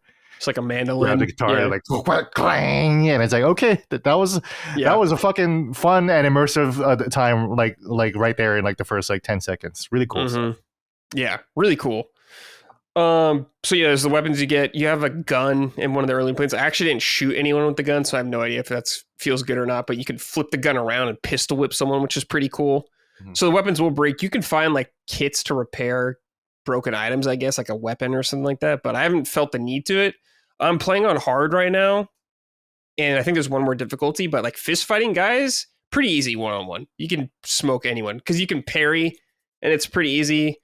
You can also side dodge. I don't really have to do that much because parrying is so easy. Some guys, they can block, so you have to hold down a charge attack to knock them down. So that's cool. But of course, since it's semi-immersive sim, there's stealth in the game. The stealth is bad. The enemies are really dumb. Really dumb. They should see you all the time. There was one section in the game earlier on where there was guards around, and they were chasing me, and I hopped in a window, which is like a window that's maybe like 5 feet up. I can easily climb into it. They can't climb into it at all. They just stand there staring at you and yelling and like throwing a rock. And I waited to see if they disengage, and they just don't disengage, even though they start walking away. So I was very confused with what's happening there. Also, the whip, you use the whip to climb stuff. So like there'll be a ledge above, you can whip up to and climb it, which is all really cool. You could do it downwards also sometimes, but it was very inconsistent for me. I just couldn't do it. And I couldn't go down. I was asking my chat about it. I'm like, what am I doing wrong here? I just can't climb down the rope. And they're like, oh, sometimes it just doesn't work. And I was like, what?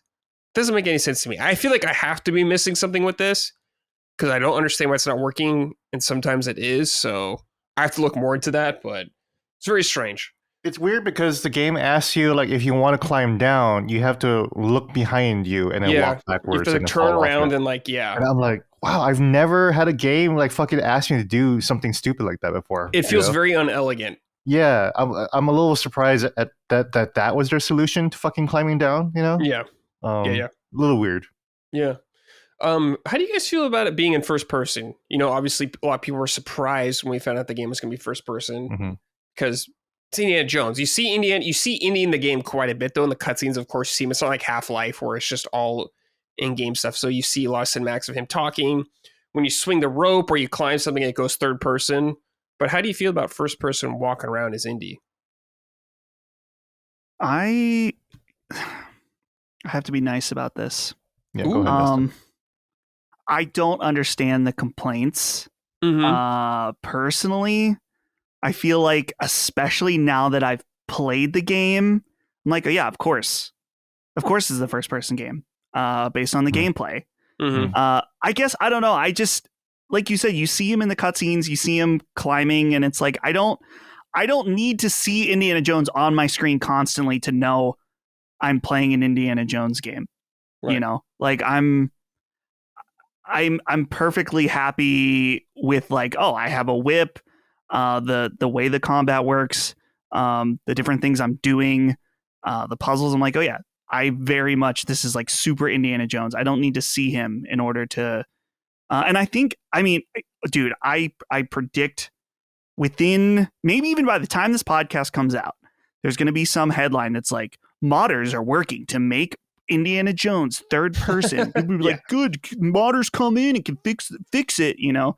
I'm sure that will happen, but I just think that from playing the game, that playing in third person would clearly not be fun, not be as fun for the different systems in the game. Like, what systems do you think that the first person part lends itself well to? I'm thinking of like the stealth aspect of it, and I know there's stealth games in third person, and I guess this kind of leans into my thoughts overall about the game. So I guess I'll just split it here, where I am so shocked by this game that they made a Dishonored-like stealth semi-immersive sim game out of Indiana Jones. Like, it's kind of shocking to me that it's like, oh, we're going to take, like, clearly I'm imagining, but I really haven't seen the backlash, so maybe not. When I started playing, I was thinking, like, man, there's probably people that are picking up this game or checking it out on Game Pass and immediately hating it. They're like, oh, I'm sneaking around. I'm looking at different documents in a thing. I'm solving puzzles and stuff. Like, I guess puzzle solving makes sense, but I was like, man, it's kind of crazy that this big of an IP is being attached to a game that's like this, if that makes sense. Sure. Yeah, I can kind of get that. You know, Indy's, he's a human, you know, he's a normal guy. Can't kill 100, what are they, black shirts they call them in the Vatican? The enemies you find, the fascists or something. Oh, right. Yeah. Mussolini boys. So you're fighting all of them. What's interesting is there's like a bunch of side quests to do or side objectives you can do in these areas. You can find like one of them when I was doing this kid got locked up or something. He was in an excavation site and he got locked up in a jail cell. So I had to go break him out. And that's leading into a robust storyline. So I'm pretty impressed with that so far. Some of the side quests feel like pretty meaty and they go places. So I am curious to explore more of that. Oh, one cool thing about Indiana Jones, you got to have a discovery. I was down in a sewer and I saw a wall that looked kind of sus, a little suspicious. I like, oh, this looks breakable or something like that. Kind of hit it, punched it, pushed it, or whatever. Nothing happens. And someone told me, they're like, oh, you got to look for a hammer. And I found like a sledgehammer laying around and I used it and smacked the wall. Boom, secret right there. I was like, that's what I'm talking about. That's the kind of secret I'm talking about. It makes you feel like Indiana Jones. I'm into that kind of stuff. So kudos right there. But yeah, I'm digging the game. I wish the AI was a little better. I wish it didn't feel so dumb. It feels very like it reminds me of what's it called? Deathloop, where the AI was Deathloop. just horrible when that game came out. Mhm. It doesn't feel as much as a problem here this time. I don't know why, because maybe just because the It's tone slower, in that's Indiana why. Jones Yeah. slower, maybe, yeah, and all that. You don't have like blink. You're not like teleporting around and stuff like that. Yeah. But I just wish they weren't so dumb. And the game's kind of easy, but I mean, obviously, if you get in a fight, you get spotted by people, you're gonna get jumped and you're gonna die, which is good. You want that kind of stuff, but I don't I know. had that exact Still, same instance too, Brad, where I climbed into probably the exact same window when I got Yeah. caught, and then the fascists were just outside and just like freaking out, and I'm just Mhm. like watching them in the window, like, hey, Yeah, I'm it's right like you here. can easily climb this. So it's just like I don't know. Yeah, It just seemed very like I'm sure they tested it and were like people were getting frustrated or something because they couldn't hide. yeah. But even when I was waiting in there, like when you're playing Metal Gear and you get spotted and the time limit starts ticking down until you're Mhm. clear. I was never clear. I was just standing there for minutes, just hiding away. Nothing was happening. They were still like I couldn't open a door because I was alerted or something like that, which doesn't even make sense. So I was just Mhm. like, this feels very not polished right here. You guys got to work on that. But other than that, I'm having a good time playing the game. Really enjoying it. I enjoy eating the food you find in it to get like stamina buff or something like that, or health heals, like putting on the bandages. But also the climbing down thing, like you said, Gina, is a little like, this feels unelegant a little bit. Yeah, Feels like I it could don't know be when smoother there. and that's part of the. Can I play devil's advocate on the Yeah. on the perspective thing? Because Yeah. Yeah. first of all, to be clear, I completely agree with you, Dustin, and everyone else that the gameplay the game they made here, Machine Games, fits perfectly with the first person perspective. I think it's like Cyberpunk in that, like, oh man, I want to see my character, and then when you play the game, you're like, oh, I understand why. Or I understand and appreciate what they did with the first person perspective. It feels immersive. Like when I found a secret that was really really deep in the Vatican or whatever, right? And then I opened the door, and then the light behind my Indiana Jones like casts a shadow in front of me. So like it's me opening the door, and I see the iconic hat in the frame. I was just like, that's me. I'm Indy. I'm walking through the Mhm. fucking door, and I found this secret area. So like I really kind of feel immersed in that experience. That said, and to my point, it was cool to see my frame and the Indiana Jones hat, right? Yeah. Indiana Jones is visually an iconic character, so I understand people when they complain or they're kind of disappointed that it's not a third person game, because it would be cool to see Indiana Jones on screen, like Spider-Man in first person wouldn't be cool, right? I mean, it might be kind of interesting, especially in VR, right? But part of Spider-Man is you're able to see his fucking cool poses and the way he twists and turns and moves around the screen. And Indiana Jones is not that, but Indiana Jones is like the archetypal man, like Yeah. he is like the guy. He's got the fucking Stetson hat, he's got a leather jacket, he's got a fucking whip and a gun, So there's an attraction to that. But that said, if you are asking for that, you are asking for a completely different game. You have to acknowledge that you are wishing that that they made it Indiana Jones that was closer to Uncharted, basically. Which I get. I would love that too. I would Mhm. eat that shit up too. Even though I don't like Indiana Jones, like I still think Indiana Jones looks cool. So it would be cool to see him like do counter hits, do the parry hits and punch and whip and everything like that. And he's whipping and you see him whip in third person, and it'll satisfy Castlevania like nerds like me and Colin. Well, all that said, like I completely agree that the first person perspective works well, and Machine Games did not. They took full advantage of their own abilities and their own skill sets in creating a cool first person adventure. So Yep. I have no complaints, but I totally understand the complaints.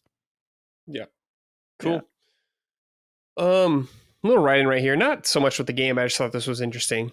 Hey guys. Oh, this is from Long John Silver's #1 fan. Ugh. Hey guys. I was excited by all the good indie reviews or Indiana Jones reviews, but I don't play PC and only have a PS5. So I gave Xbox streaming a try via my Fire Stick. I got 1 month of Game Pass for $13 via CD keys, and I'm using my DualSense I was playing indie, and with my DualSense, I was playing indie. I'm happy to say, so far the service is awesome. My internet is good, but nothing special. I haven't had any issues with about 9 hours of play. If you've never tried this out yet or have some time, this could be a valuable way to check out this or Avowed next year. Thanks for your time. Have a good break. Well, there you go. If you don't have a PC or an Xbox, you're curious about it, and decent internet, maybe it's an option for you. Word of caution, though, I'm very curious about how Xbox streaming works because I have tried it at home on various devices. It's never a good experience. It's been really good for me.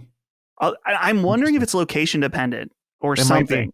Yeah, but I have fiber internet, and I have never had a good experience with Xbox streaming. PlayStation's good for you? PlayStation is significantly better, but it's been a while since I've tried the PS5 streaming since I'm on premium right now. But yeah, Xbox in particular, and I've seen this before where people are like, yeah, it's really bad, and then other people will be like, oh, it's awesome. So it might be worth it. Well, if you can get a trial. But maybe. Yeah, my experience has been good, but I'm not surprised that people are having a bad time. It's fucking streaming. Fuck streaming, you know? Yeah, streaming sucks. Fuck the format in general, you know? But that's what they're pushing, so. Yeah, not ideal for me to play games. Yeah. But I don't know if it's your only option. It's at least an option, I guess.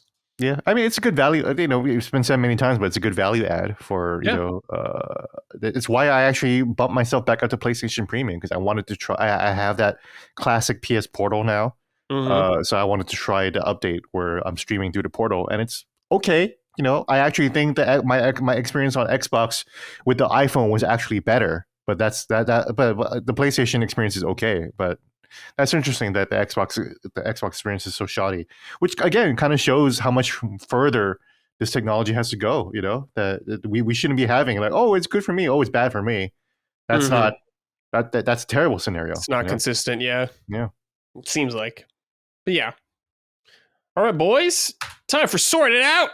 On this segment, we just talk about something that we're annoyed with at the game industry. Could be a game company, publisher, human being. I don't know. Whatever. Anything that's bothering you. Dustin, let's start with you. Is there anything you think needs sorting this week? A small one, and then my main one. The small one is PlayStation. Sort out your Wrapped, your Spotify Wrapped of PlayStation. Oh yeah, dude. Yeah. Good one. You launched it. It didn't work. Some people were able to get it, and then eventually they put up the white flag and said, "We'll be right back." So, is that what happened now? Jesus Christ! So, surprise, surprise! PlayStation can't figure out a network-related thing. Oh my god! Yeah, it's cringe. It's cringe. PlayStation, sort it out. My main one though is I can't be too specific, but sorted out games that have too many / long endings. Oh, I already know what you're talking about. Yeah, I know what you're talking about. I am just okay. I've said this on Sacred, and it's not a spoiler. It's the case with pretty much at least every Persona game. Is that it's like, oh, I'm getting into the end game. Nope, here's another thing. Nope, it's the final here's month. another thing. Yeah, it's like, bro, it's not even that what's happening is bad. Well, I'm getting to the point where some of these games, like, I don't know, even Persona, for some reason, I don't have as big of a. I mean, Persona 5 ending is long. Persona 3 and 4, I don't feel like are as bad. But man, Metaphor, I was telling Brad, like, I played so much over the weekend because I was hoping to be done for the spoiler cast next Wednesday, and I'm not going to do it. If I do it, it's going to severely taint my experience with the game because when I sat down to play, I didn't play yesterday, so it was the day before. I was like, okay, I got to work through this, and I was just getting so annoyed that. So don't make yourself hate it. That's what I did with Persona 5. That's why it took me fucking forever to play that game, because it's like, if I'm getting annoyed right now, then you know what? I don't want to hate this game. Let me just chill on it real quick. Right. Yeah. So games, take it easy. And some of these games are so long too. I can't say yet whether I feel like Metaphor has earned its runtime yet. which is surprising. No, that's sure. I don't know if it's earned it yet. We'll see once I actually complete it. And this is kind of related, but I finished up Silent Hill 2, and man, that's not even that long of a game, but the last third of it feels like the last half of it or more, because it just gets monotonous at the end. That second to last area just goes on forever and ever and ever. Right. So I guess it's a sorted out game pacing, because a lot of great games I absolutely love, can't get the pacing right. And the two games that I've played most recently, pacing, a little rough. Okay, very good. Gene, anything for you? Sorted out to people who are voting the popular vote in the Game Awards. 3 gacha games, a DLC, and what was the other one? I'm trying to remember. With the Game Awards. I saw 3 gacha ones though. Yeah, popular vote, Game Awards 2024. I'm forgetting the last game. It had to be Black Myth Wukong. Yeah, of course it's Wukong.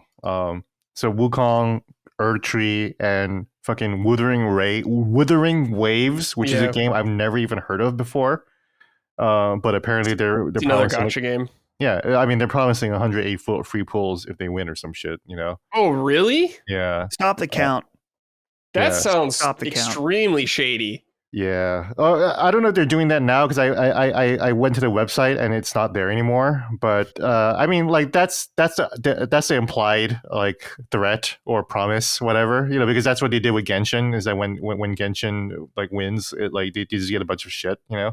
What?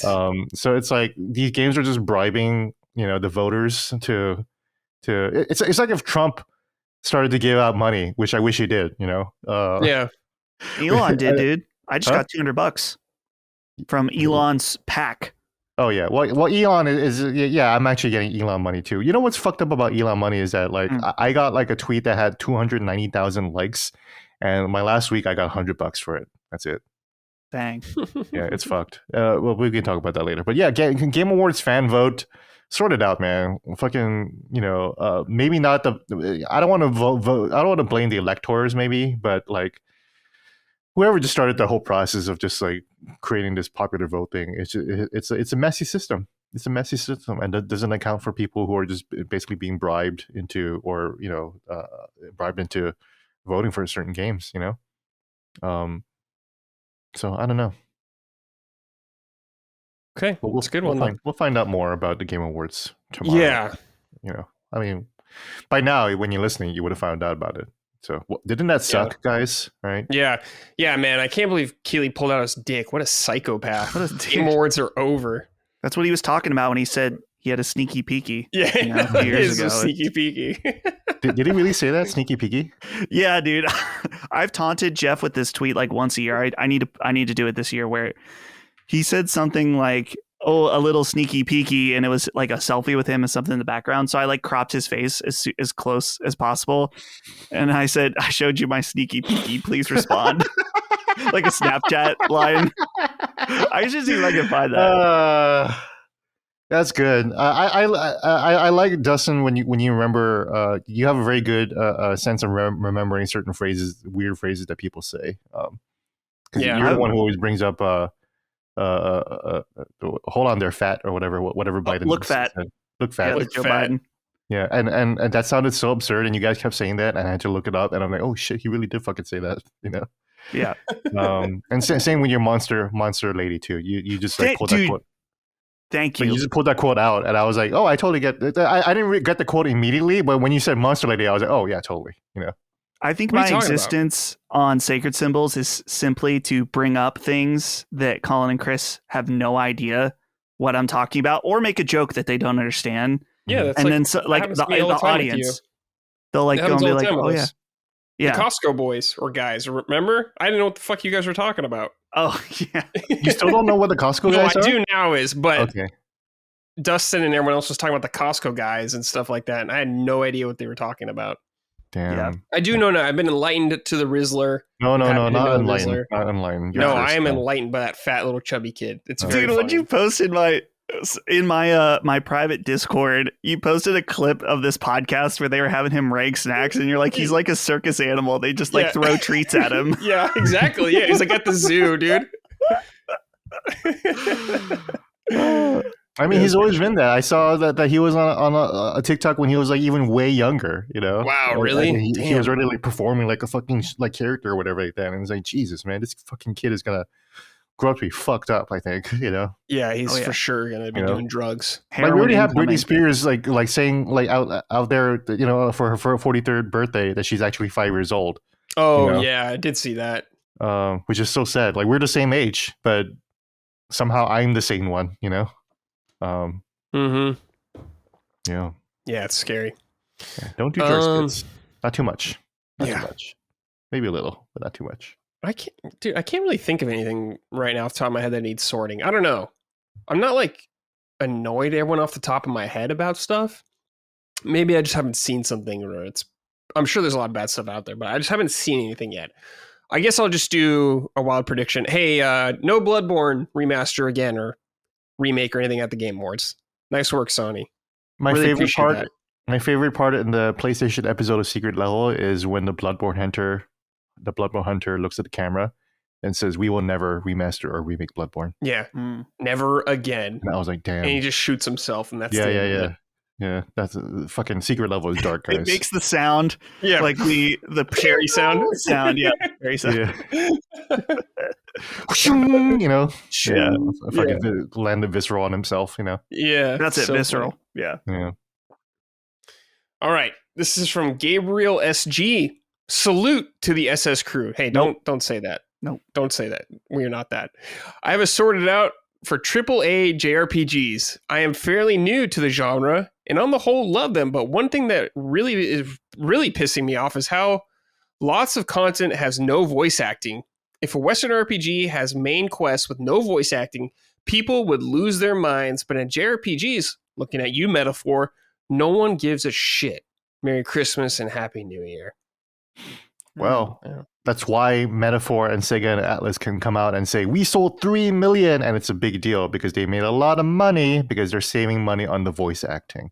Yeah. You know, whereas Final Fantasy VII Rebirth, which is voice acting for every single level of like interaction, probably sold 3 million, but they're not coming out and saying, you know, how great that is. Yeah, because, I mean, Metaphor looks like a PS3 game at times, so yeah. saving some cash. Yeah, they're still using the PS3 engine, you know? Yeah. Yeah. So, Yeah. Honestly, this doesn't bother me. yeah, are you a streamer? Like is reading difficult out loud in it maybe? Because like streamers will have a hard time like playing the game because you have to read out loud for your audience, right? Yeah. But yeah, I don't know.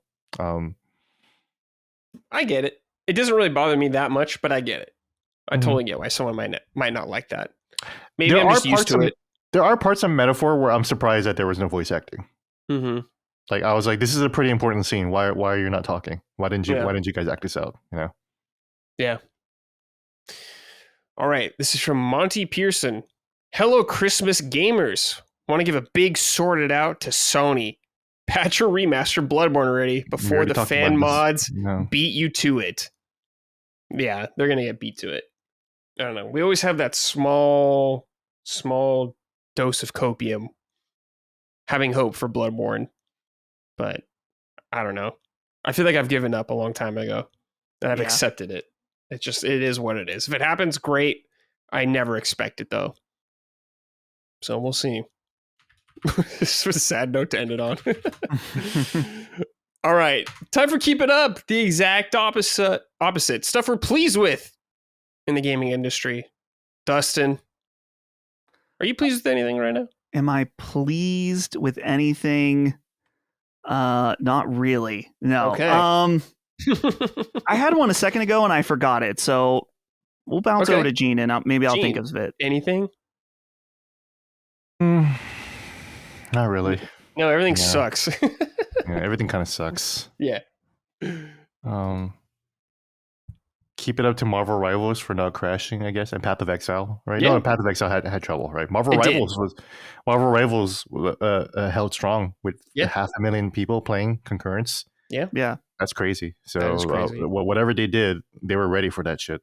So And keep it up for keeping it horny in Marvel Rivals. From what I see, yeah. I mean, I've seen a lot of this. I've not played it, but it's intriguing. Yeah, you'd be happy. You're struggling in Call of Duty land. Oh yeah. You get like There's one anime girl and she looks fucking scuffed or just like it looks like shit still. Yeah. Call of Duty And skins are Marvel so Rivals, bad. Yeah, the art design in Marvel Rivals is. I tweeted at Blue Sky, but here's my gameplay of Marvel Rivals, and it's just me like twirling Storm around and like admiring her. Because I haven't really been playing much of the game. I've just been looking at the models and admiring them. You know, Wolverine looks fucking sick. Yeah, you know, they do look good in the game. Cloak Yeah. and Dagger. You know that's a fucking ass pull of a character right there. But Yeah. Dagger looks amazing, and Yeah. of course there's Psylocke. Oh yeah. The OG queen of Gooners, like Gen X Gooners, you know. Yeah, like Gen X Gooners. understand Psylocke, you know. Yeah. So Yeah, I think Lockmort was looking at Squirrel Girl. yeah, Squirrel Girl. What's up with him in like animal stuff? The bear from Baldur's Gate 3. Dude. Locke, he talks shit. He's like, oh, Nintendo games for pedophiles, anime weebs, disgusting. It's like, dude, look in the fucking mirror, Locke. Look at yourself, Locke. Look at yourself. You fucking play Overwatch 2 daily. Hey now. Look in the mirror, Locke. That's true. Why he was listed number 2, biggest Gooner of the network. That's true. He was after me. But yeah. Yeah. Dustin puts a Yamato figure closer into the camera. Look at this. Gene, what do you think of the side action on this? Oh, holy shit. Take it easy. Wow. Take it easy. Wow. Live reaction right there, but wow, that was something else. That was good. Yeah. Live Gooner reaction. Yeah. Squirrel Girl looks amazing. She's thick as hell. Mm-hmm. Yeah, I think we know Locke's type. Storm looks amazing. You know, because you have the punk rock version of Storm when she was like leader of the Morlocks and some shit. You know. Yep. Looks great. Scarlet Witch. Black Widow. Yeah. All of them. Yeah. Yeah. All right. I think Lockmore's just a furry. Yeah. Could be just a furry. Pervert. Like one of the more degen furries. You know, I want to clarify that furry does not mean that you have an attraction to animals. It just means that you like to dress up as them. You know, doesn't mean that you want to have sex with them or have sex in the costumes. You know, there's a distinction. But what do you think the percentage though is? Of I don't people know. That I don't know. I don't know. I'm going to say it's high. I'm going to say 85%. I think it's reasonable to consider that it's a gateway to that activity or frame of mind. You know, I don't think that's a leap of logic. But I think I've met some furries that just aren't into that. They just like the animal parts. You know. Okay. But not too much of the animal parts. Dangerous game though. Be careful. It's a gateway. Exactly. Yeah. Gateway. It's like drugs. You know, you don't want to do too much. No, don't do drugs. Exactly. But careful. Yeah, keep it up. Like, I don't know, man. Like, Indiana Jones is good so far. I'm enjoying it.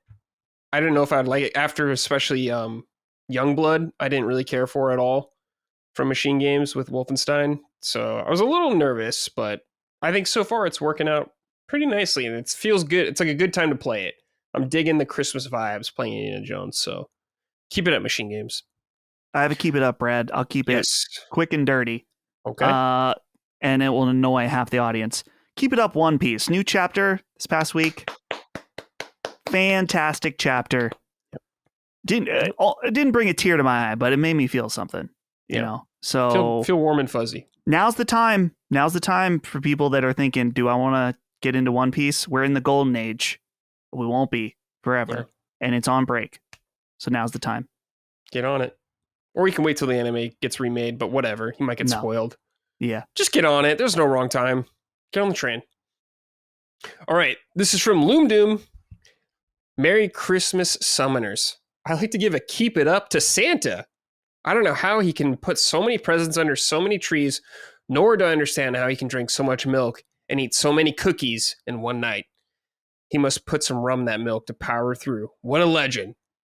I'd also like to say Summon Sign is my favorite LSM podcast, and it's what pushed me over the edge to become a patron. So thank you, Brad, Dustin, and Gene, and everyone at LSM for providing such great discussions across all the podcasts.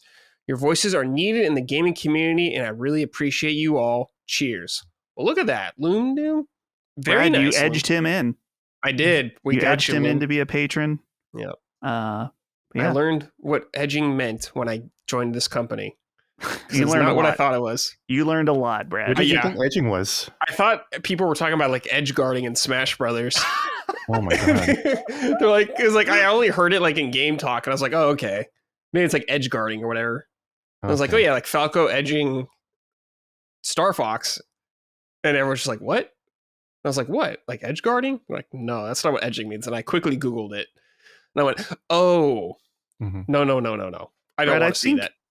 I would say before you joined Last Stand, I'm going to say you were about 30% more wholesome. You're still Yes. very wholesome, but I feel like we've taken something from you in this past year. Yeah. We're a bad influence. I feel like I went from a place that was at times PG-13. Now it's like rated R, raunchy, 90s comedy. That's what it feels like now. Yeah. A little more wild and loose, I would say. Oh, yeah. And I am very tame compared to some people on this network. Very tame. Gina said some out of the pocket shit that I just love. We've had to censor me a couple times. So and Jaffe, of course, out of control. Gene, I'm trying to. Were you the top gooner on that subreddit post? Yeah. Good. Yeah. I don't debate it. No, nor should you. Yeah, you can't. I can't. Yeah, it's canon. Yeah, I understand. Top Gooner. That's kind of a sick title, dude. Top Gooner at LSM. Yeah, we should get you like those hats that say Top Gun. We get like a Top Gooner hat for you. Top Goon. Yeah, that's it. We should get that.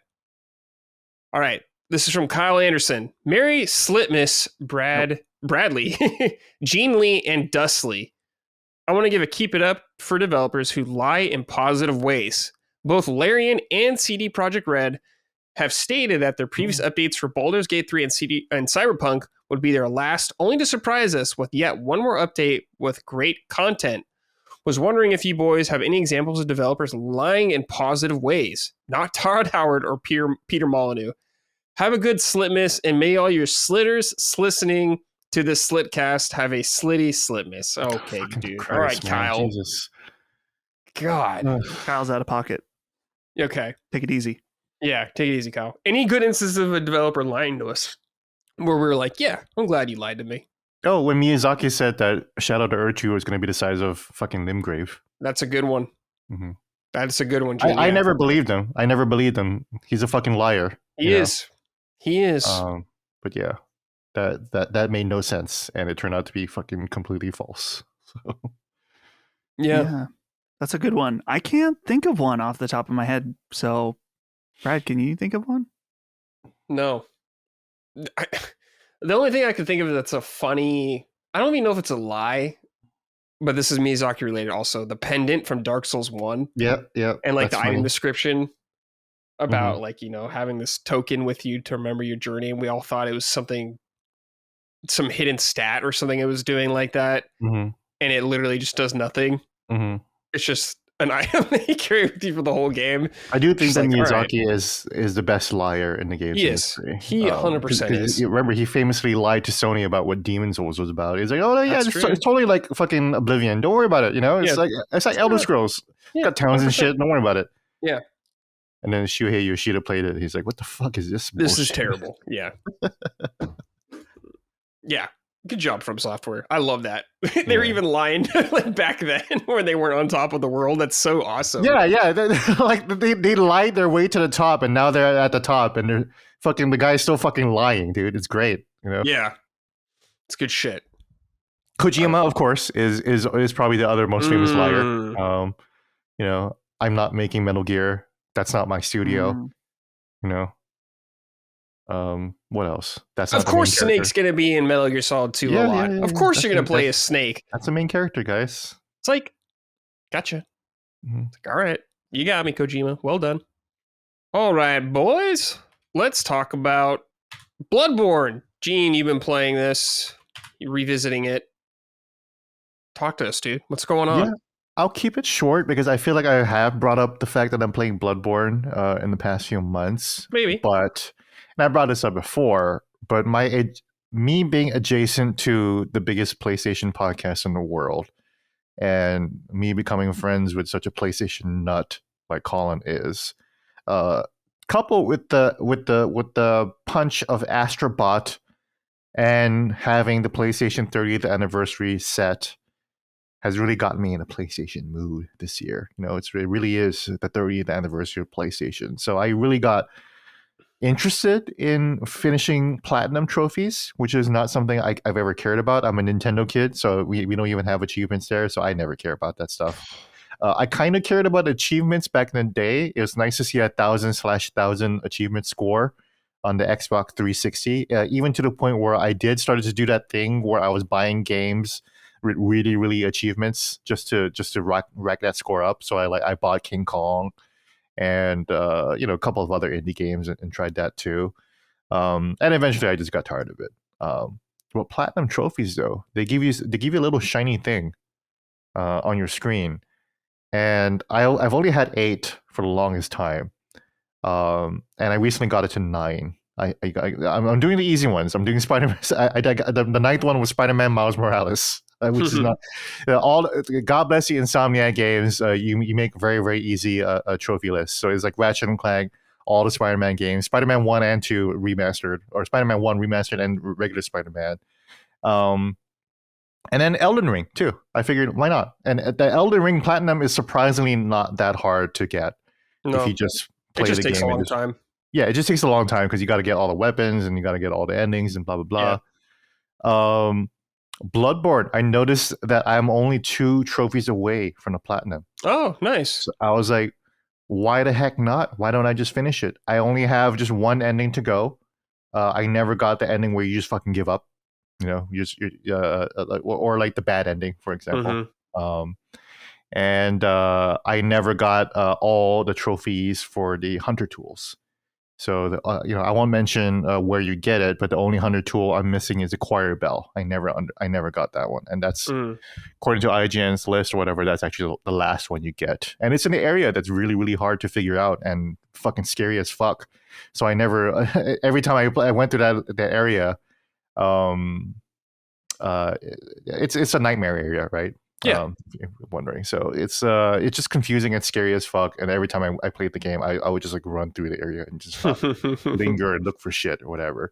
And I completely missed Acquire Bell. So it's like, so I'm playing through my New Game Plus, my original New Game Plus, where I was level 455, a level 455 hunter. Everything maxed out except for health, which is at 91, and endurance or stamina, which is only at 40, just at the hard cap. Everything else is maxed out to hit as hard as I fucking can, because I did that chalice dungeon thing where I don't know what I did to get that far, but it had to do with the cum dungeon, right? That's what they call it. That's what I was gonna say. It's called the cum dungeon, I think. The cum dungeon, yeah. So I did the cum dungeon, shot all my cum, right? Farming for cum. That's right.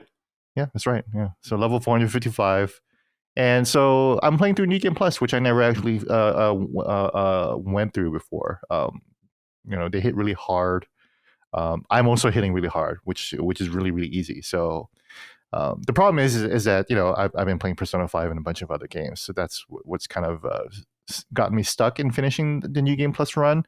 But I'm intending to finish it this Christmas, because I definitely want to see a nice shiny platform or platinum for what I believe is the best PlayStation exclusive game of all time, which is Bloodborne. So I figure, why not? This is a good time to talk about Bloodborne, and especially after Elden Ring and Shadow of the Erdtree. I've always wondered how I feel about Bloodborne, because I fucking loved Bloodborne when it came out. Of course, like everyone, I was so looking forward to it. I remember they called it Beastborn or something. It was kind of like Project Beast. Project Beast, right? Yes, thank you. And then when I heard that, I was like, oh, this is Demon's Souls 2, baby. Mm-hmm. And it kind of is, right? And then when I played it, I was like, this is probably my favorite game of all time. It's got everything I could possibly want. And then I got away from it, and I was like, well, was it really that good? It was good, obviously. But like, I really like Sekiro's defense mechanism. I think that's brilliant. I think the fact that nobody has been able to kind of match Sekiro in terms of the real back and forth ballet of battle is unique. I've never there's still no games with sword battles like that. Um, and I was like, I think Sekiro might be better. And then Elden Ring came out, right? And I was like, okay, well, Elden Ring is obviously the best one. And then now I'm going back to Bloodborne, and then I just hit L1 to change my trick weapon. Yeah. And I was like, wait, there's that feeling. There's that feeling again. Oh, Bloodborne might be the best one still, actually. When you do a combo, R1, R1, R1. And I was like, wait, let me just dodge real quick and then do this L1 attack. And it's just all so fluid. R1, R1, L1 into and then trick into the next transformation, and then it's a hit. And then there's different animations for that shit too. Mm-hmm. Oh my god. So it's so elegant. It feels so good. It probably is the best combat system outside of like Sekiro, like the back and forth, right? Mm-hmm. I do think that it is better than Elden Ring, at least in terms of the moment to moment combat. I miss shields. I miss having like some kind of defense, like more defense mechanisms besides blocking, or not blocking, but dodging. Just dodging the hell out of the way, right? But the dodging feels so good, though. The iframes are very, very generous, and and it's not a roll. I'm fucking tired of dodge rolls. I'm tired of seeing my character like go full on, like tackle forward and spin around and curl up and then stand up again. Like I'm tired of the animation. So when Bloodborne is just like you're just sidestepping, really far. Like it just feels really cool in a way that I wish Elden Ring had. And Elden Ring would give you a Bloodhound step, or what was that move? They give you Bloodhound step, and that kind of give you your Bloodborne move set. But that's why I think that the moment to moment gameplay of Bloodborne is just so amazing. And then I did old Hunters actually, because you can go into Old Hunters, the DLC area, fairly quickly at the beginning of Bloodborne. Actually, I think, right after Vicar Amelia. After Vicar Amelia, the wolf girl exactly. boss. Yeah, which is crazy because when you Vicar Amelia, killing her changes the world state, which kind of fucked me up too now, because I was like, wait, I never actually did that. There's so much other like side quests I wanted to do, and then I remember, oh wait, I kind of already did everything. This is New Game Plus, I already have everything, so I don't have to worry about that. Yeah. So I went on and killed Vicar Amelia and just went on to do Old Hunters. That's the best DLC. I think it's better than Shadowed Erdtree. Sure. Yeah, it's really good. Well, actually, no, maybe not, because Shadowed Erdtree's world design is so good too, right?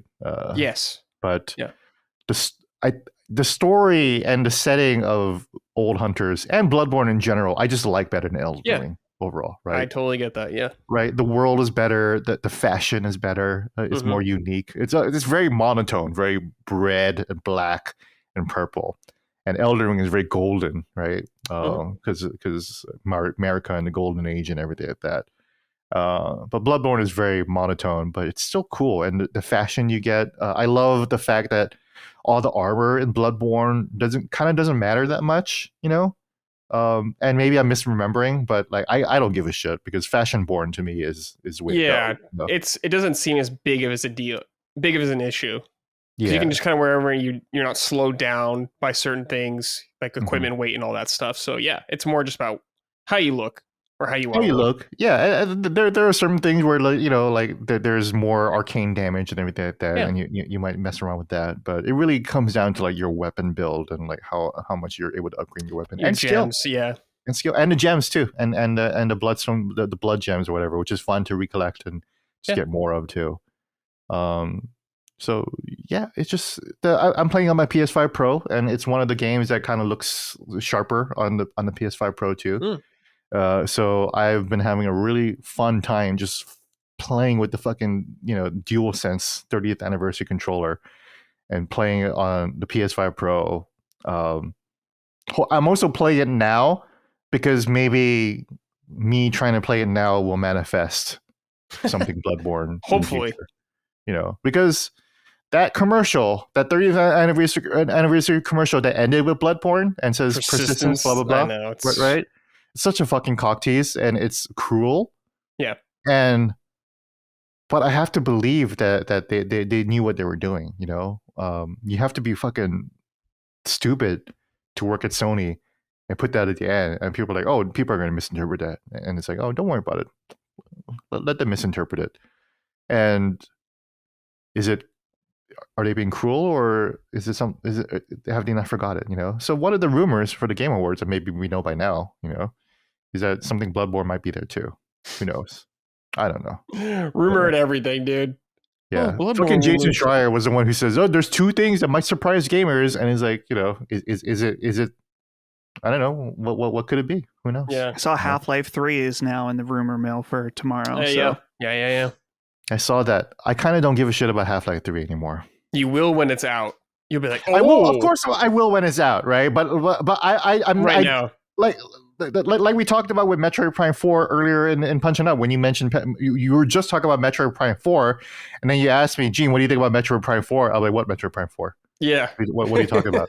because I don't think about that shit. I'm not thinking about fucking God Hand 2. I'm not thinking about Half-Life 3. I'm not thinking about what other game? Shenmue 4. None of that shit. So Half-Life 3, I don't care about it. It washes right off my back. It's been 20 years. I've been hearing Half-Life 3. It doesn't matter to me anymore. So I will care once I have it, but until then, but fair. Yeah, until then, I'm playing Bloodborne and having a good time. Hell yeah! What's your favorite weapon in Bloodborne? Oh, that's an excellent question. So I am a threaded cane guy. Okay. Whoa. Through and through. Based.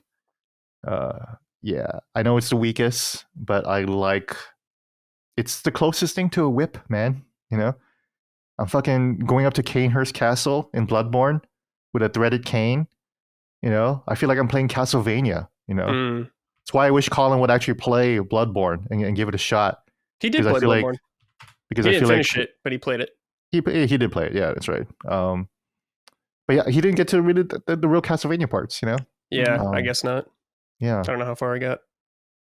And yeah, the threaded cane, the distance that it gives you, I always enjoy that, especially since you can't block or anything like that. So I just like hitting the R2. It just feels fancy. That said, I like the Ludwig great swords, both of them, both versions, the one in the DLC and the original one. I love the fact that the sheath turns into the sword. Just the fact that it locks into place. It feels so good, Yeah. I love the hammer. The hammer is great too. Herc hammer, yeah. Yeah, I always try to buff the hammer just a little bit, just because it feels good. Oh man, yeah. When you get the charge R2 with that thing, the full charge feels good. Yeah. You face plant like a boss. It's awesome. Yeah, see that's the thing. Like I just think that Bloodborne feels better, Sure, than Elden Ring. Yeah. Elden Ring, the guard counters. I love the feeling of the guard counters. Holding L1 and going, I never get tired of that. But it's not quite as chunky and meaty as Bloodborne. Yeah. Oh, so all the fucking blood, man. Oh my god, covered in it.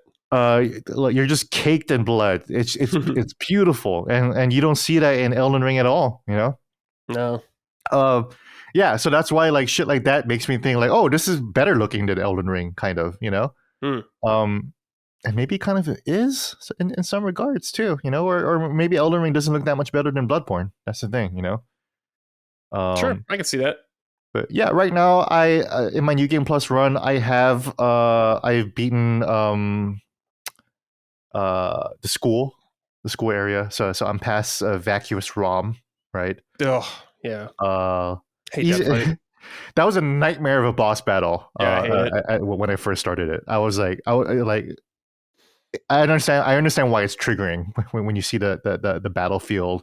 And just Rom just chilling there, because like, man, I was stuck on that boss for a long time. But yeah, I'm past that now. I'm kind of in the second half of the game basically too. So I'm really excited. I'm getting to that choir bell. So I feel like within like maybe like a few days or whatever, if I just give some time, that I should be able to finally get that platinum for Bloodborne. Nice. And it'll make it the 10th platinum, which will be nice, because I actually have in PS5 you have. You can have the widgets that you can move around now with the update on the main menu. And then I only have my battery life of the controller.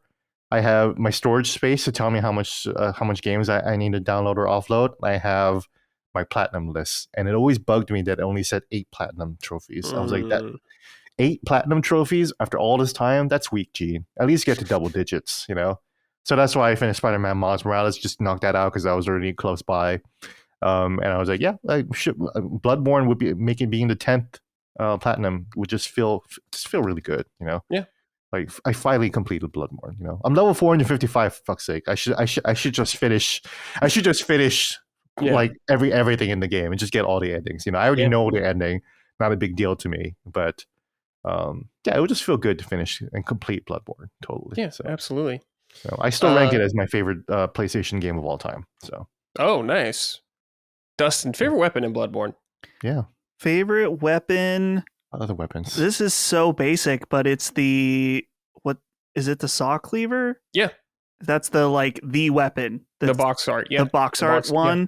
Oh, the saw cleaver, yeah, the box art one, yeah. Yeah, it's just so good. It is. I have played through the game with the big axe that you can do like the giant swing with. That Hunter's one's really axe, fun. yeah. A lot of reach. The last time I extends out, like you just twist it out. It always feels so good when you do that. Oh, yeah. I fucking love. What's the 2 knives? Those are also my favorite. The Blade of Mercy, yeah. The Blade of Mercy, yes. Because it comes one knife, and then when you split it up, it goes and then you split it up. Fuck, it's so good, man.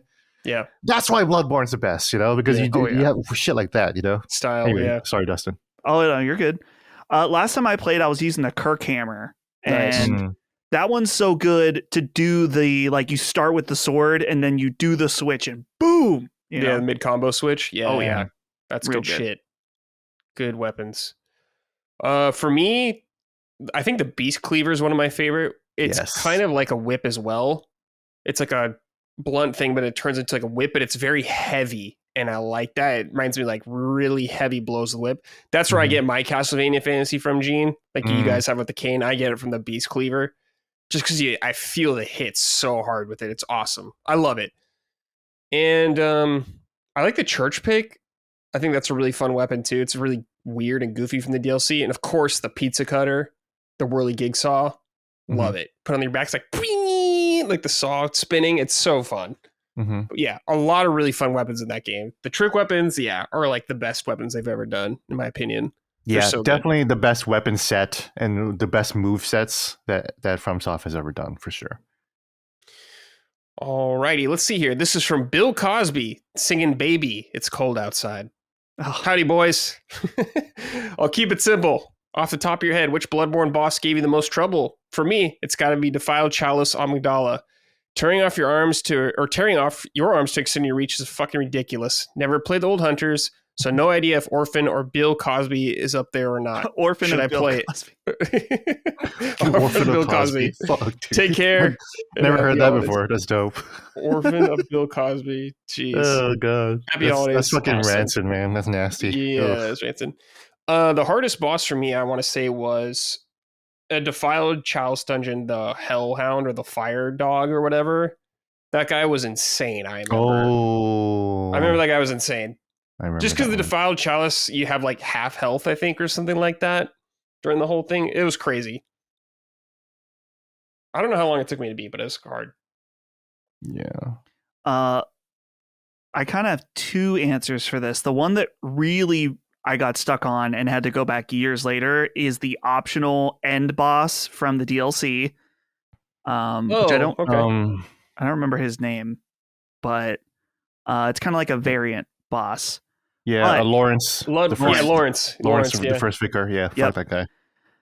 But the one that can still trip me up, I can always do it, but it's annoying. Is of course our boy Kaz, or as some say, Kazum. Is that Mikola? Right? Is that his name? Oh, not Mikola. Mikolash. Yeah, close. Yeah, Mikola. Mikola. Close enough. Wrong game, but close enough. Yes. Yeah. You know, whatever. Mikolash. Yeah. Oh, that fucking boss that runs around. Yeah. Yeah, he runs around. He shoots his fucking hentai tentacles at you.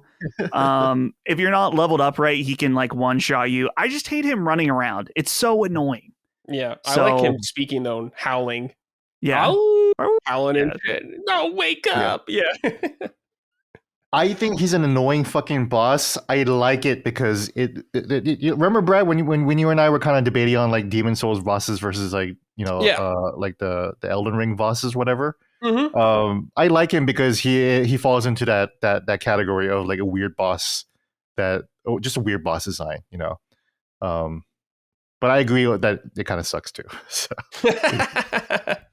like Yeah. it's cool. Like it's like the chasing part is cool, and the way he's yeah. taunting you and everything like that's interesting. But then once you actually fight him, it's just like whatever. I think unique mechanics like that are very interesting and cool. Can be awesome. Mhm. But sometimes they're just like, better idea on paper than in practice. Yeah. It sounded like a pretty good idea on paper, and it can work. The chase sequence it's a set piece, right? It's like you know, it's like fucking Silent Hill or something. It's chase sequence. You know, it's really funny. Yeah. I gotta say it's orphan a cause for me. Yeah. He's tough. I don't know if Rom was probably Vacuous Rom was probably my first like real wall where I was just like, fuck this guy, man. That guy's just annoying as hell. It was just really, really annoying piece of shit. because they're just like a ton of ads, you know. Mm-hmm. And any FromSoft boss with ads is just fucking annoying and triggering as hell, right? So that was annoying, but honestly, it was orphan a cause. It took me like every last final FromSoft boss has taken me at most or at least 3 days. Fucking the last boss of Sekiro 3 days, the last boss of Shadow the Erdtree 3 days. Elden Ring not too much. Elden Ring, it was kind of a smooth ride. It was just like a day and a half. Mm-hmm. But Orphan of Cause was also 3 days. I was just stuck on that fucking bitch for a long, long time. Yeah. And he cheats too. He's got like this crazy AOE in the second half, you know? Yeah. I love that. He cheats too. He cheats. He's fucking flying around, man. Like what the fuck is that shit, dude? Yeah. What the fuck is this Marvel Rivals bullshit? You know, fucking flying around. You know, I'm not Hela. I can't snipe you out of the air, bro. You know. Yeah, that's good shit. That's really funny. Yeah. Okay. Let's see here. This is from Maxi Lopez. Hello, Summoners. Before we close into the new year and all get well-deserved rest, I want to point out how incredible Brad and everyone at Elsum have done, so thank you for keeping us entertained. My question is, how high do you rate Bloodborne? For me, it's my favorite From Software game, and what's your thoughts? Will we get a remake or a remaster first? All right, so where do we rate Bloodborne first? I'm ranking it number 1, and here's why. Sure, Elden Ring is a more expansive world that's better about it, right? Sekiro combat, the level of, that sounds gross, but the tightness of the combat, if that makes sense, very tight, is better. Very tight. But Bloodborne is the whole package: the world, the combat, the lore, you know, all of it together. I think that's what makes it number 1. Mm-hmm. Sure. What do you think, Gene? Bloodborne number 1 for you? No, number 1 is still Dark Souls 1. I like the world better still. I like the lore better still. Obviously, the moves and everything is not nearly as good, and the weapon sets and everything like that. But I still like to replay Dark Souls 1 over and over again. I like the how smooth it flows, how the world's. You know, I still think it's the best world FromSoft has ever made, more than Elden Ring. And Bloodborne will be the second closest best world, I think. Or maybe Shadow the Erdtree, honestly. The Shadowlands, or whatever the fuck it was called. I already forget. Mm-hmm. You know? Yeah. But I think Dark Souls 1, Shadow the Erdtree, and Bloodborne are fairly like tied in terms of like setting and like world and level design. But I think Dark Souls 1 is just a little higher because it just flows in and out better. And I don't think FromSoft has made anything that good since. I like the story better. Everything about the first flame and everything like that. I just think it's a simple but clean story that just always feels good to finish. But Bloodborne will be number 2. I would rank it over Elden Ring for sure at this point. Elden Ring would be number 3, just because it's, by default it just has everything else, right? Yeah. But I personally think Bloodborne is number 2. I think it's a special game, and they haven't really topped it since. So sure. For me, these top 3 just kind of rotate frequently, but right now I'd feel like I'd put Sekiro at number 1. I just love that combat so much, because especially from them, there's nothing quite like it still. Mhm. so I get something still unique from it. It just feels so good to play, and I love being a cool ninja against sweet stealth kills and stuff like that. 2, I guess, would be Elden Ring, just because it is like the culmination of everything they've done. Their world exploring it was so awesome. I loved it. Every second of it, finding secrets with how much variety there is in that game too. Like I can do so many replays, so many different weapons, spells, miracles. It's crazy amount of content in that game. Then I think it'd be Bloodborne. I love Bloodborne. I think it has the coolest lore by far, and visually the style, of course, being like this Victorian London looking area. Like you're saying, Gene touches like the blood and fighting these beasts and these weird Lovecraftian stuff. Mhm. Monsters are so cool. I think it's definitely the coolest aesthetic for sure. Yeah. Like I number one think aesthetics. Yeah. what holds Bloodborne back for me in a lot of ways is just runs bad. It doesn't run very good still because there's no other alternative. There's no newer version. And I think the Chalice dungeons are okay. I like the idea of them, but I just think they get kind of repetitive quickly. But I do like the idea of that. And the PvP in that game is not super great, I would say, compared to the other games. Like the invasion system is different how it works in that game. You have to ring the bell mostly outside of a couple areas. So I wish it was a little more daunting in that sense, where it's like the old games where you can get invaded almost anywhere. So, but they're all just kind of like nitpicks, I guess. My biggest qualms with that game is just its performance. So hopefully one day they fix it, because it'll probably be jump up. Bloodborne and Sekiro probably have the best boss fights, though, I think. Yeah. So, Sekiro has my favorite boss fight of all time. Which one is it? The last fight, Ishin. Sure. Oh, I fucking hate that guy. But yeah. I know. Everyone does, but I love it so much. That is the best From Software boss fight, I think, ever. I hate him, but yeah, I understand why. What's funny is I never finished it on PS4. I never beat him on PS4. Oh, really? Came back later? So it was actually just a couple of weeks ago when I was like, fuck this guy, So I went back to my old save, and like without any training or whatever, I just like threw myself into the last boss and tried it out. And I actually beat him in a couple hours. I was like, oh, I think I just got better with age or something. But yeah, sure. I was like, yeah, that was totally fine, So maybe not fuck that guy. Maybe it was a pretty cool last boss. I have to try it again.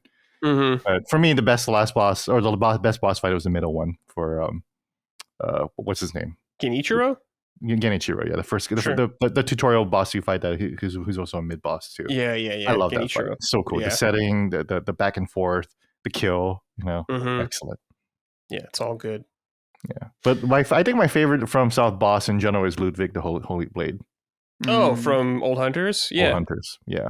The story, awesome. the cutscene, the phase change, the music. I feel like that is a battle that has everything that I love about Souls and From South games, where it's like, including, the weapon, it's like, it's just so good. I definitely think that's one of the best as well. Yeah. It's incredible.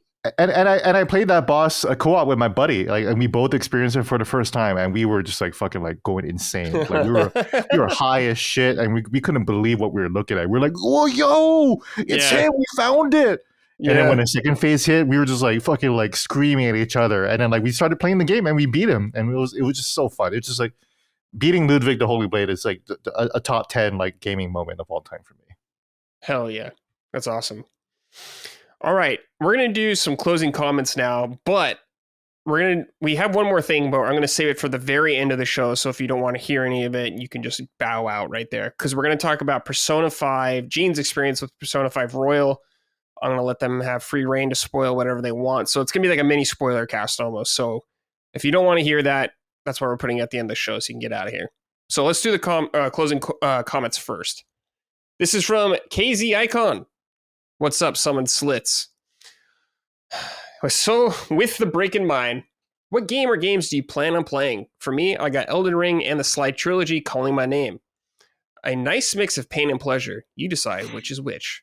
I've only played Bloodborne. Is there any advice for a playstyle that you three would recommend? Thanks and Merry Christmas and Happy Holidays to all of LSM. Okay. Elden Ring, first time. Quick, let's give him advice. What do we think? Magic. It's going to be the easiest. There you go. Magic is the easiest, but I find magic boring. Yeah. I'd rather use like a melee weapon. Yeah. I mean, dude, the Bleed build. There you go. The bleed build with the katana, that's fun. Yeah. Never Or knows with that one. frost build. Yeah, you can do that. You'll crush everybody. Any advice, Gene, or recommendations for them? Well, the advice I've given before in the past, and it seems to be working out for people, is if you think these games are too hard or you're just kind of stuck, don't be afraid to grind. Just go to a place and just keep fighting and just enjoy the combat system, mess around with it, and level up. My advice is play it like Dragon Quest. Just go out and fight some dudes and level up. Yeah. My advice for you would be to not look anything up. Only if you are completely stuck and you don't know what to do or where to go. I would say a big part of the excitement of those games is just running into stuff and the unexpected. So don't look stuff up. Don't know what's coming if you can help it. But like I said, if you get stuck and you don't know where to go, sure, you can look it up. But the sense of discovery and scale in Elden Ring is hard to beat for sure. The first time you enter like certain areas is just phenomenal. Yep. And you don't really get that anywhere else. Nope. Any games we're planning on playing over the Christmas break? I have one. Yeah. East 10 Nordics. Oh, East 10, dude. Jason Polanski was just on talking about that. Or Jason. Oh yeah, cool. Yeah, and you asked me liked whether I wanted to talk about in this one, and I was like, I just haven't gotten into it. But I feel like an Ease game is a perfect Christmas game. Just an anime, feel good, fantasy action RPG. I've seen some gameplay clips. Looks like the action is actually fucking fire. Really complicated, like action gameplay, character action gameplay. So I'm really excited to get to it. It's a new Ease, 10 of them. Yeah, hell yeah. Dustin, what about you? Got any game plans? So for me, it's hard to have any plans for games just because I'm still finishing Metaphor. That's kind of the big thing, which I might do before break, but probably not. So that'll be the first thing. And then I'll just still be playing Indiana Jones. So it's weird. Normally I have a plan, but I've started to learn that even if I have a plan to play a game over break, that never happens. I'm usually just spending time with my family and I don't know, doing other random things. But this year will be a little different because my parents won't be living in my house during Christmas break like normal now that they're back in Butler. So yeah, I don't really have anything planned. I just have to beat Metaphor. I think once that's done, my head will be clear and I can think freely again. Dustin, that is like me with like a Dragon Infinite Wealth right now. That's like my main thing I got to knock out playing it right now. Big old brick, but it's great, but I just got to get through it. So once I do that, I'll be a little more free. After that, it'll probably be, I really want to finish Dragon Quest before next year. Me too. I want to finish that too. Dragon Quest 3. Yeah. So probably that, but I got to finish Indie as well. It's just like, I don't know, man. I'm going to do what I can. I'm struggling here, dude. There's so much, man. Struggling. All right. This is from JP. What's up, Summoners? Do you guys ever get exhausted playing new games all the time? Trying to stay up to date on all the new games seems like it would start to wear on your enjoyment of a game when you're actually playing it. Do you ever get the feeling that you aren't appreciating the game in front of you because the next game on the horizon that has piqued your interest? Thanks, JP. Gene said yes immediately. When I was reviewing games, I could relate to this much more. When I had deadlines, essentially, where I wanted to get something done by day. But now I do feel it to an extent just because of like Summon Sign, and I should be knowledgeable about a lot of upcoming games and newer games. But I don't feel the pressure to finish them nearly as much right now. Where I can be like, I'll just get to it when I get to it. So I am relieved for that sense, but I have felt that strongly in the past. But Gene, yes, you review games for the Washington Post. You're a busy man. You feel it all the time. Yeah. I mean, I won't talk about it too much, and I've talked about this before, but I'm feeling that with Indiana Jones. Indiana Jones came in on Friday. The review embargo was the next Thursday, so it's 6 days, not including the weekends. That really only leaves me 3.5 days of work days to actually put together the review, and that's not going to fly, especially for like a Washington Post article that takes like at least 2 days and like a couple of editors to look through. Sure, it seems ridiculous, but that's the kind of rigor that a newspaper would need to put into an article, right? So That's why when I started playing Indiana Jones, I was like, I fucking give up. Like once I got to the first section, I was like, there's all these side quests that I know I'm skipping. I'm picking up all these fucking pieces of paper, and they're telling me, hey, there's a locked boy. The one that Dustin was talking about. There's a fucking locked boy that needs to be rescued. And then when I got to the end of the area, I was like, where the fuck was that locked boy? You know? I was like, so I felt like I was robbing myself of the experience and the fun, and I'm like, I'm killing this game for myself, you know. And I mentioned before that other reviewers have mentioned that before. Have I can feel when a reviewer rushed the game now, you know. Yeah. When you talk about certain things, you know, people complain about Star Wars Outlaws and how the side characters really didn't get that much shine. They didn't get that much shine because you did 0 of the side quests, which I understand. I didn't do them either. You know, I didn't understand that either until I actually went to side quests later after I beat the game. And I was like, oh, here's the fucking character development.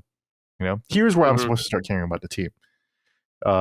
So yeah, it's fucked up. You know, imagine trying to play fucking Final Fantasy VII Rebirth. That's why I play Rebirth in 35 hours. Yeah, because you just mainlined it. Yeah, I did no mini games. I didn't even fucking play the Queen's Blood on the boat. No! I just gave up. I missed that entire cutscene, baby. I missed it. All the stuff about Red and everything like that, really fun shit. I missed all of that my first run through. Because I was just like, I have no time. I have no time to play this. Fucking Queen's Blood. I have no time to learn this. I don't have time for fucking mini games when I'm trying to get to fucking find Sephiroth and shit like that. So I just the game gives you a chance to just completely forfeit the mini game, and I was like, yeah, fuck it, fuck you, you know. Yeah. But you know what? That meant I had an amazing time. Rebirth was interesting because it had the opposite effect on me, where I actually had an amazing time with Rebirth. Yeah. Because I just played a nice 35-hour story adventure with a lot of cool action and amazing cutscenes and some cool drama. Whereas Colin, he has a mental illness where he can't get past a certain area without checking all the boxes. So he got to the end of Rebirth and he was exhausted. And I was like, I get that. I would also hate that too if I played that way. Which is why I didn't. But yeah. Also to the point about beyond, because of the next game on the horizon, yeah, that also kind of hurts a bit too. Where I'm just like, you know, I'm playing this, but I know this is coming soon, so let me just get through this or whatever like that. It sucks. Yeah. It becomes work in the truest sense of the word, you know. And I think you can't really understand it until it actually just becomes work. It becomes an actual obligation. As opposed to, yeah, I think I'll sit down and play some Indiana Jones and see what I do today. As opposed to, I have to play Indiana Jones today. I have to finish this, you know? Yeah. So, yeah, I sympathize. You know, Dustin is getting kind of, I wonder if Dustin is feeling that pressure with the Metaphor spoiler cast, right? Where it's like, you're kind of ruining the game by feeling like you have to, feeling like it's kind of wasting your time instead of just kind of sitting through and maybe, you know, just chilling and hanging out and doing the calendar system, right? Yeah. Well, the nice thing about Last Stand is that for me specifically, being a Last Stand only employee and not in Brad's position with Summon Sign, is that I don't have to keep up with everything. So it's not like a work obligation, but it is, I guess, a more of a personal one. And I do feel like to some degree I owe it to the audience to stay at the very least up to date with the things that I would like and care about. You're the GRPG guy of Sacred Symbols, right? So right. Yeah. you have to play it, you know. Well, and the thing about Metaphor is that I knowing where I'm at now, and with it being holiday crunch time, I don't think I'm going to be ready by next Wednesday. So I don't know. At this point, I might make it depending on this weekend, but I think that's at least part of the nice thing about Last Stand. But there is still a degree sometimes where it's not the same type of pressure, though. I would say that you have, Gene, where it's like I told Holly today, I was like, okay, I'm going to be on Summon Sign. I told Brad that I'm going to talk about Path of Exile 2. I was probably going to wait to play that game, but I was like, I need to bring something new. So yesterday and today, I'm like, I am carving out these times specifically to play this game. And it was no big deal. It's not like, it wasn't like, oh, I have this big embargo, I have to do it. I've done that before and it sucks. So it's nowhere near the same degree, but I know for myself, I've definitely given up way more than I have in the past, where it's like when Jedi Survivor came out, I was like, oh, I want to play that, but I have all these other things. You know what? I'm going to let it go. And I still haven't played it. I would still like to, but I think that once you get away from the high of the moment of a new and interesting game, and you like kind of be like, okay, you don't need to do that right now. At least in my case, obviously it's different if you're reviewing, but if you can get away from that initial draw, then it's like, oh, it doesn't become as big of a deal. But yeah, it can still, I think it becomes exhausting for me mentally, not professionally, where I always want to keep up with new games, but there's so many old games I want to play too. And I feel like it's hard to fit in any kind of backlog game amongst keeping up with new things. Yeah, I totally feel you about that pressure, like playing Path of Exile before Summon Sign, because when I saw Brad was playing Indiana Jones, I was like, well, I have Indiana Jones. I should play that more. So that's why I spent most of my day yesterday playing Indiana Jones again and kind of restarting just so I can have something to talk about for the show, you know? Yeah.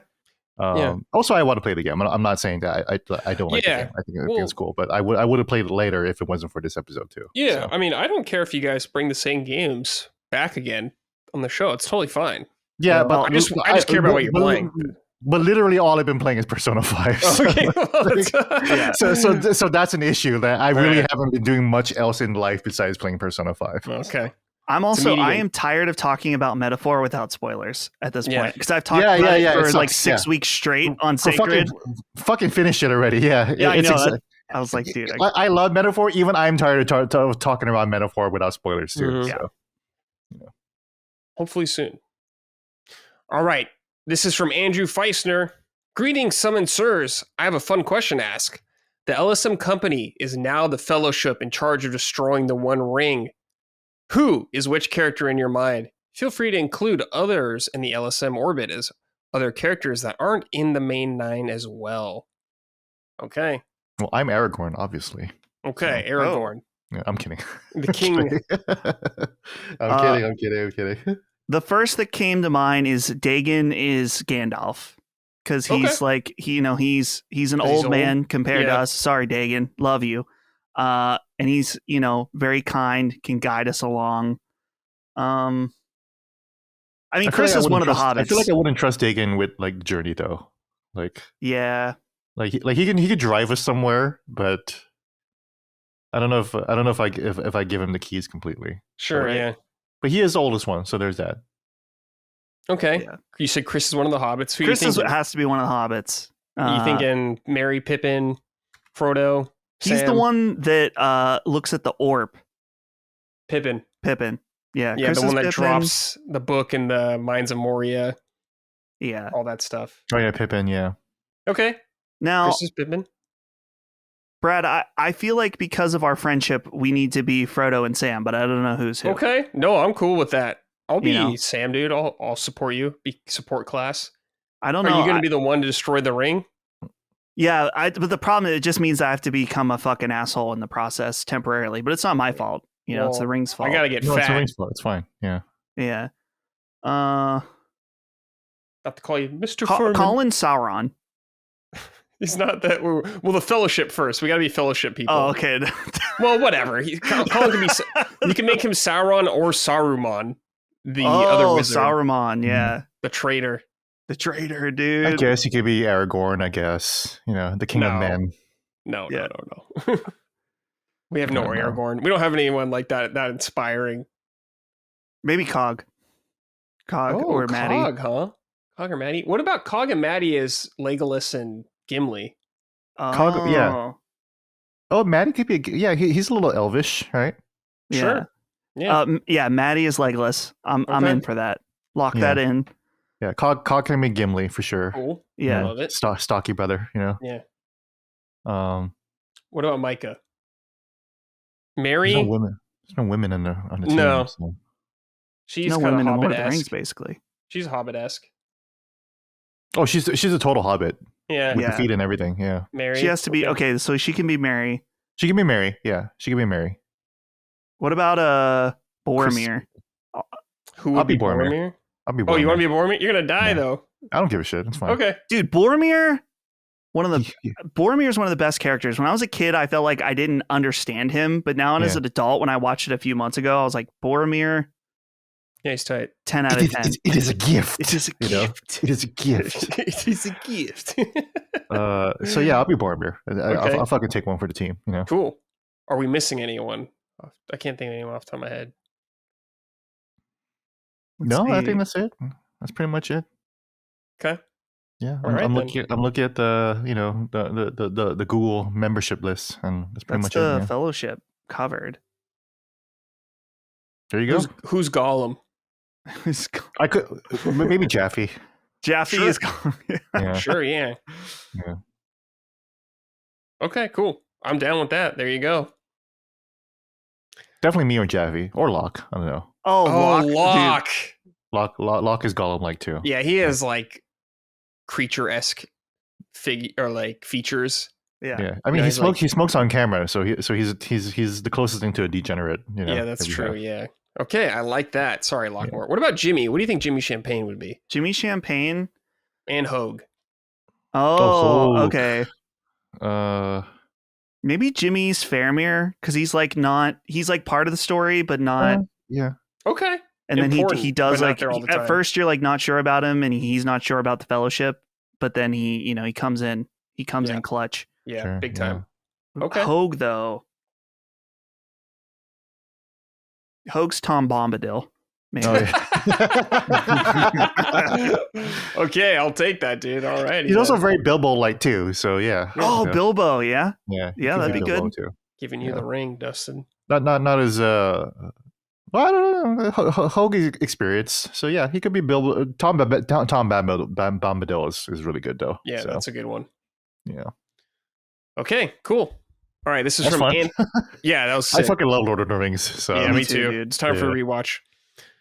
All yeah, right. that's a good Christmas movie too. Yeah. Definitely. Oh yeah. Oh yeah. Whole trilogy. Mhm. Okay, this is from Anthony Pellerino.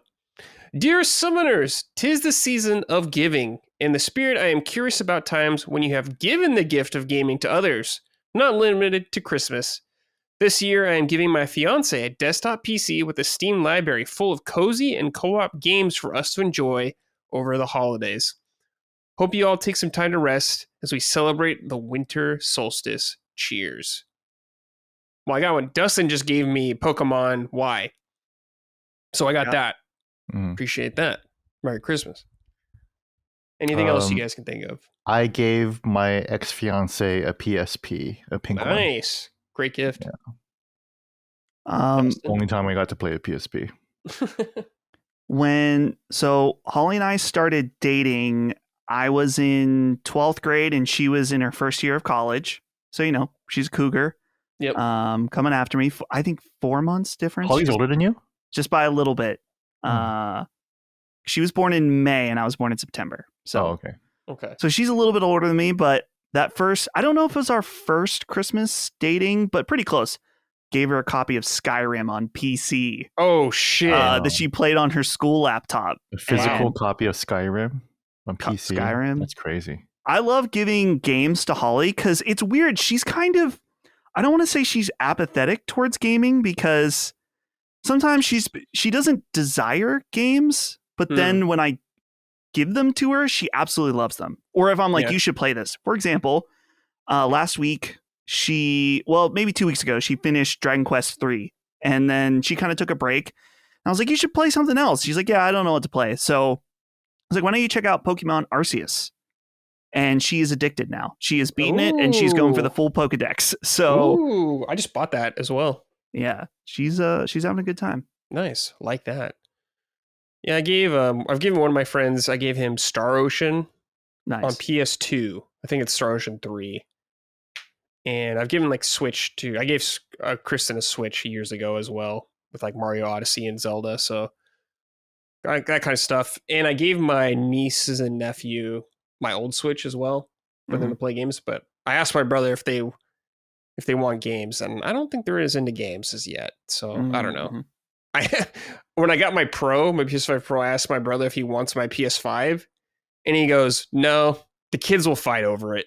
And I was like, "Okay, guess I'll just sell it." When I bought Holly a Switch, it it seemed like a nice thing that I bought her a Switch, but really it was that I no longer wanted to share mine anymore. So it's a nice thing to do, but also very selfish. Yeah, I get it. There's always an ulterior motive. Mm-hmm. Always. Okay. Final segment, we're going to talk about Persona 5 Royal. Spoilers. Gene has finished it. Dustin finished it. I've beaten base Persona 5. I'm going to let them go nuts. I'm going to let Gene talk about whatever he wants. So if you are sensitive to this, get out now if you don't want to hear it. Hi. But Gene, go ahead. Bye, everyone. Can I have a real quick sorted out also to some of our listeners who, I look, I understand that I spoiled a couple of things on the podcast before and run my mouth, but I'm now being accused of spoiling shit that is pretty fucking ridiculous now.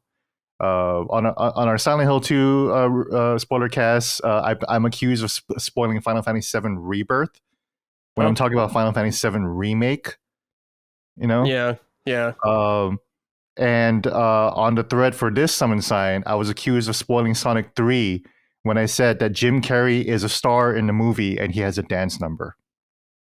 The dance number is focused is shown, not only shown in the trailers, but there's a dance number in every Sonic movie. It's not a spoiler. People got mad at me for when I talked about Kiryu's state in Like a Dragon Infinite Wealth. That was in the story trailer. Yeah, I was gonna say, I think they said that before the game even came out. They said it before the game came out. It's a story trailer. I'm only talking about things in the fucking trailers.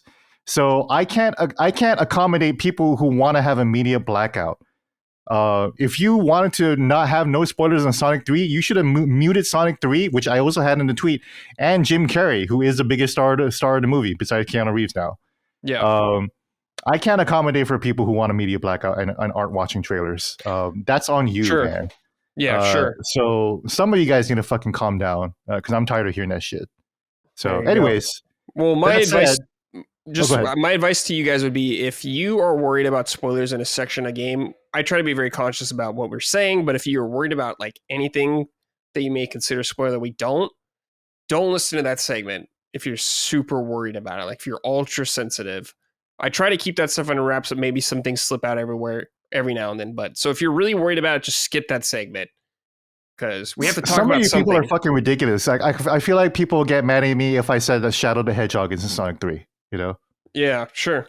Like shit like that, Like it's fucking ridiculous, dude. And also like I'm being accused of spoiling things that I haven't even talked about. Damn. You know why so many people are saying the R word so much these days? It's because so many people are fucking acting regarded. That's why. That's why. Because there's a necessity to call you that, right? So that's my piece. I just wanted to rant a little bit. Anyways, I beat Persona 5 Royal finally after 7 years. You did it. Since 2016. Wow, what a journey. I completely understand why people consider it their favorite RPG of all time. I completely understand why some people might be even unimpressed with Metaphor. Even though I think Metaphor does certain things better, I actually have a hard time right now deciding whether I like Persona 5 or Metaphor better. Because the twists in Persona 5, I did not see coming at all. A couple of weeks ago, I mentioned about how now we're in full spoiler mode. So thank you, everyone. A couple of weeks ago, I mentioned about how I was surprised that Goro Akechi was a character that joins your party. Mm-hmm. And I was like, oh, I totally didn't see that coming at all. I was like, I thought he was going to be like the rival for the whole character for the whole game, and I thought he was an interesting character. And now it's gotten a lot more interesting because now he's part of the party. And I totally thought like, oh, he's had a change of heart. He's totally going to help us out, guys. I totally didn't see any of that shit coming at all. When he fucking betrays you, which should have been so obvious to see. It should have been so obvious to see. But when he betrayed you, I was like, what the fuck? And I was like 8 years, 7 years later, I suddenly had the feeling, did I make the wrong choice in Persona 5?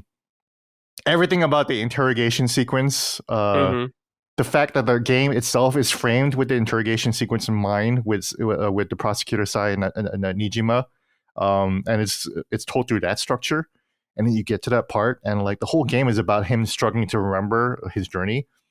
And then the whole twist relies on him remembering that shit. And like the butterfly is like, fucking wake up, dude, wake up, fucking show her the phone.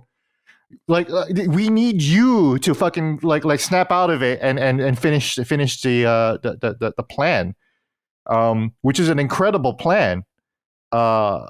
Everything about the plan was amazing. I was like, these fucking kids aren't smart enough to pull anything off. Like they're not gonna be on the fucking same page on this shit. Especially Ryuji, fucking runs his mouth all the time.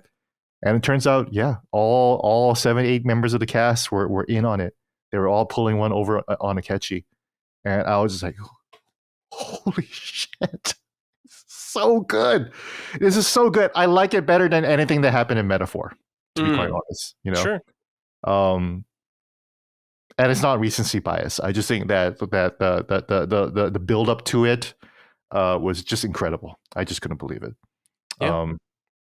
And everything afterwards, Shido being the bad guy was obvious. That was obvious coming. He was obviously going to be the guy who fucking framed you at the beginning of the game and everything like that.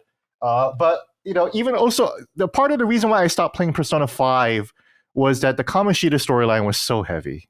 It was so heavy. Fucking it is. This teacher is raping the characters that you know in the game. Like the main characters in the game are being sexually assaulted or raped and being hit and abused by this fucker, right? And it was just so exhausting. So once I beat Kamoshida, I was like, I fucking feel like I beat the whole game. Like what? Who else would be worse than this fucker right here? I don't need anyone worse. And then I kept playing the game, and I was like, yeah, sure enough. The other characters aren't that much worse than Kamoshida. They're actually they're kind of regular people. Madarame was just like a guy who's like plagiarizing or whatever. There's a gangster. Obviously, he's a gangster, and so he's a bad guy. Okumura Foods, he's a bad guy CEO and everything like that. So I was like, these guys aren't that bad. And then turns out the whole game was actually building up like why they were being set in place for the characters to, for them to change their heart. That was incredible. And Shido is a total shithead. It's very convenient that he's kind of the guy who is responsible for everything, but it does defeat my argument that there's nobody worse than Kamoshida in this game, because Shido is kind of a bigger piece of shit. He was trying to sexually assault that woman, or probably at the beginning, and then he also like fucking kills Haru's dad. Fucking kills the inspector, kills the principal. Forces abuses Akechi and doesn't give a shit about him at all. So he's Akechi's dad, right? He was Akechi's dad, yes. Yeah. Right. So, everything about Akechi was amazing. When Akechi like we had to confront him, that was incredible. The boss fight was really cool. The fact that his profile picture started to change into like, this disturbed light Yagami like lookalike type of person. His face is fucking practically melting. As he's revealed to be evil. So cool. Mask off, right? Yep. But one thing I'll say, I'm not going to talk about Metaphor in terms of story spoilers or anything like that. I will talk about gameplay, just broadly in general. The Persona 5 dungeons just fucking run circles around the dungeons in Metaphor. I hate to say it. I really like Metaphor. I think Metaphor does a lot of things good. I like the Persona or the archetype system or the job system in Metaphor a lot better than Persona. Yeah. I don't know if I hate it, but I'm not really a big fan of fusing personas and trying to build them up or whatever, and just like mixing and matching different skills. I really, really like the archetype skill system where once you level them up, then you can just like mix and match like three different slots and customize it that way. And then it's just so customizable. Like any party member can just be fucking anything. That's so fun and so cool. So that's what makes the dungeon crawls and Metaphor interesting. The moment to moment battle never gets tiring. And I really love like the fall action combat, the Dynasty Wars 3-hit combo combat and dodge rolls and stuff like that. I fucking love that shit. That the shit like that is like right there for me. I love the fact that it can be turn-based or a regular action game combat. But then Persona's dungeons are so inventive. They're all different. They're all so good, from Kamoshida's castle to the gangsters' ATM bank to Nijima's casino. When you find out that Nijima is the casino palaces belong to Nijima, I'm just like, whoa, she's a casino girl. That's crazy. I want to see how that works out. And I'm not sure if it totally worked out. I'm not really sure. I understood why she was like the casino girl. She's like, she's going to do anything at all costs to win the prosecution case or whatever like that. Like, I thought that was a fairly loose tie-in to the casino aesthetic, but I didn't care because she looked hot. Did you guys see her dress and her makeup? Yeah. The Shadow Side Ichima? Oh my god. Oh look. Yeah, if you forgot what she looks like, but I haven't forgotten. Yeah, it was right then when I decided that Makoto would be my wife in this game, because I don't really like Makoto. I think she's a cool character. I don't like her like that, right? But I'm trying to get to her sister though. Mm-hmm. Yeah, and I am a scumbag in real life, so yeah, Makoto became my wife. I'm just trying to get close to Sae. What else is there to talk about? Delicious. Brad, what do you think about her? Oh, Dustin, what are you gonna say? Oh, I just said delicious pancakes. Delicious pancakes, dude. I fucking love that. Did you catch that? Were you smart enough to catch that? No, definitely not. Yeah, I didn't fucking catch that at all. I was just like, because you get so fucking used to hearing Mona just talking, fucking running her mouth all the fucking time. Mm-hmm. And then so it's crazy that as a player, as an audience member, I wasn't aware of that, but the characters, they were well aware of who would hear Mona or not. So went right past me. And also, I believe that scene happened like a few years ago for me. So, oh yeah, like because I did not restart my save. I started the same save over and over again. So I think I was whoever's after Madarame, I forget, but I was like on the third palace, basically. And I finished that like 2-3 years ago, and I just never finished it. So, but yeah, the fact that they wrote that in. I completely understand why people think Persona is a more interesting story and a better written story than Metaphor, because there's just so much better. I'm sorry. Certainly better written. Right? Yeah. That's all I'm going to say. I think Metaphor has a lot of good writing, a lot of great writing. Oh yeah. But I think the overall. So here's the thing. I think Metaphor's cast is better. I think the character and the way the characters are built up are better. But I think the way Persona builds out its main plot is just fucking fantastic. It's just brilliant right there. I just couldn't believe it. Like all the way from delicious pancakes to Akechi, to how Akechi like ties into the story and what he says about the Persona. The fact that you get the reveal that he's low key, he's the real trickster of the story. What the fuck, dude? I was like, I couldn't believe it. And like, I thought that it was kind of corny that Shido was like behind it all, but then I thought that they actually tied it well together. Okamura Foods and the gangster and everything like that. I thought that was okay. I thought that was pretty good. But just like the build up and everything like that, and the twist and the surprise, like I have to say, like I really enjoyed the twist and surprise and Metaphor. I thought they were really cool and exciting and thrilling. But Persona fucking knocked me on my ass, man. I was just say, like, it's just so funny to be in 2024 playing the game that fucking millions of people who have the exact same taste in games and me play it, and I didn't see that shit coming. And then when fucking Akechi shoots Joker in the face, I was like, get the fuck out, shut the fuck up. Did I fuck up? It's so funny that I still had that really, really pure experience. So obviously I understand that not being spoiled about certain story aspects is awesome and wonderful, and the fact that didn't happen to me somehow, despite the fact that I swim in these circles who love Persona all the time, I just didn't see any of that. I guess I just didn't really pay attention. Anytime there was a cool video essay about Persona 5, I was just like, I'm not gonna fucking watch that shit. Right. Every time I saw fan art, I was like, I'm not going to look too closely at the fan art right now. So I'm probably sure that I missed a bunch of like like artists or footage or memes of Akechi being part of the crew or being a betrayer or whatever like that. I just didn't see it. Now I see it.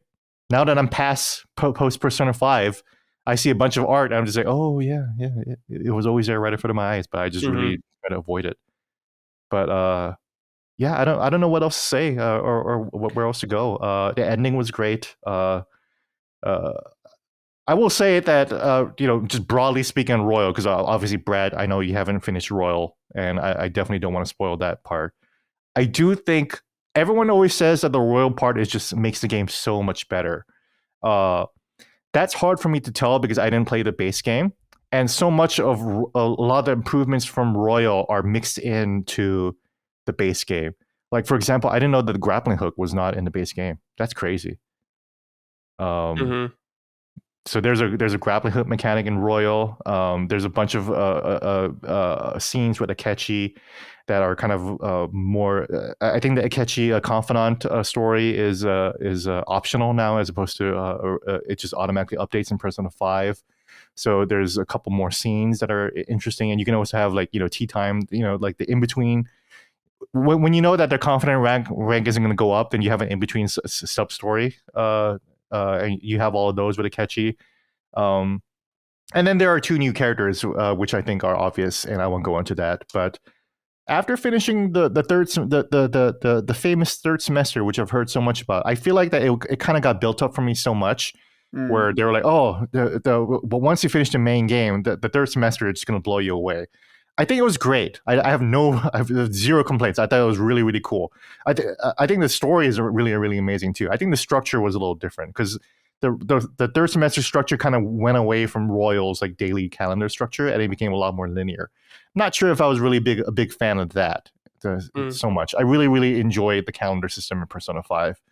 And I also think I mentioned earlier too in the past Summon Sign, one thing about Metaphor is that the confidant and side character rank system is that you can just give any answer in Metaphor and it will just level up automatically, right? And it's very, very streamlined. And I mentioned before, it's very funny that Colin decides to use a guide for the one Atlas game that probably didn't need it if you wanted to get all the confident ranks, because I got 8 stars for every single confident rank by the end of Metaphor. At the end of Persona 5, though, man, it was like all kinds of different ranks or whatever like that. The fucking teacher, well, of course, was level 10. Becky Kawakami, love you, babe. The doctor was of course plus 10. All the adults were plus 10, including Chihira, the fortune teller. She was plus 10 too. Because I'm an adult. I'm gonna want to explore my relationships with these adults in this game. Yusuke was like level 4. I didn't give a shit about him at all. Futaba, I finished. Horrible side story. I hate Futaba's side story. Dustin, you told me that Futaba is the worst character. I don't quite agree.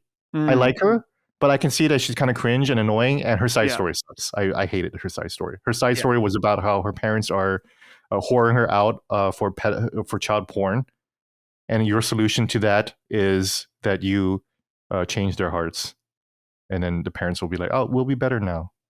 I'm like, no, fuck them. They deserve to fucking die, No, we change their hearts. It's weird. So Futaba's I finished just because I was interested in I was interested in her backstory, and I kind of got something completely different. Sojo's backstory is awesome. Loved him. But Yusuke, I didn't finish. Who else? I did finish on just because I liked her bonuses, and Ryuji too, even though I didn't like Ryuji's track team story. I don't give a shit. So that's one thing I might have a critique about Persona, is that I like all the characters. I think they're all cool, but I'm not sure that all of their sub-stories like lived up to snuff. Especially in light of the main story, which I think so that's where I'm at. I think the Persona 5 main story is much better than Metaphor's. I think Metaphor's side stories are a lot better and cleaner than Persona. But as I was mentioning to Brad in the last Summon Sign, I miss the fact that I can fuck up side stories. I miss the fact that I can fuck up the confidants. I kind of don't like that the confidants are just given to me in Metaphor. I kind of like the challenge and the customization that comes with oh well, I really needed to choose my time, and I did feel kind of like it felt like my own game once I saw the end rankings, and it was just all over the place. And I was like, yeah, this really was my 5-year journey through Persona 5. It was all fucked up, and all the relationships are weird, but that's me. That was my journey, you know. Yeah. But instead, when I got to Metaphor, I was like, yep, I beat the game. Beat it all, you know. Let's get to the ending. So I don't know. That's kind of where I'm at with Persona 5. The royal stuff is cool. Rivers in the Desert got built up to me too much. It's an awesome song. Don't get me wrong. I'm not saying it sucks, but I think I expected more. But the thing is, though, it's in my head. Though it's in my head. I can't get it out of my head. You know, really great chorus. I like the instrumental too. Just like it's an interesting like thumping song. You know, I expected something different, and so that's why I feel like I expected something as grand as Life Will Change, right? But then I got something like a little bit more heavy and rock and bass driven, you know, and that makes it kind of interesting. But the times that it does show up that makes those fights really cool. The Shido fight is when Rivers in the Desert like really pops up, and you just really want to fucking kick his ass. I think that song is. I mean, it's hard. I can't have the same experience you did, but for me, it was I didn't know there was going to be a banging song at all. Or any different. So when it shows up when you have no expectation of something like that, that's it hits. Unfortunately, that's where I got spoiled, kind of, where everyone's talking about, oh, you like Life and Change? Yo, Rivers and Desert is so much better. And it's like I feel like if I experience that in context, within like, oh man, I fucking hate Shido. I want to fuck him up so bad.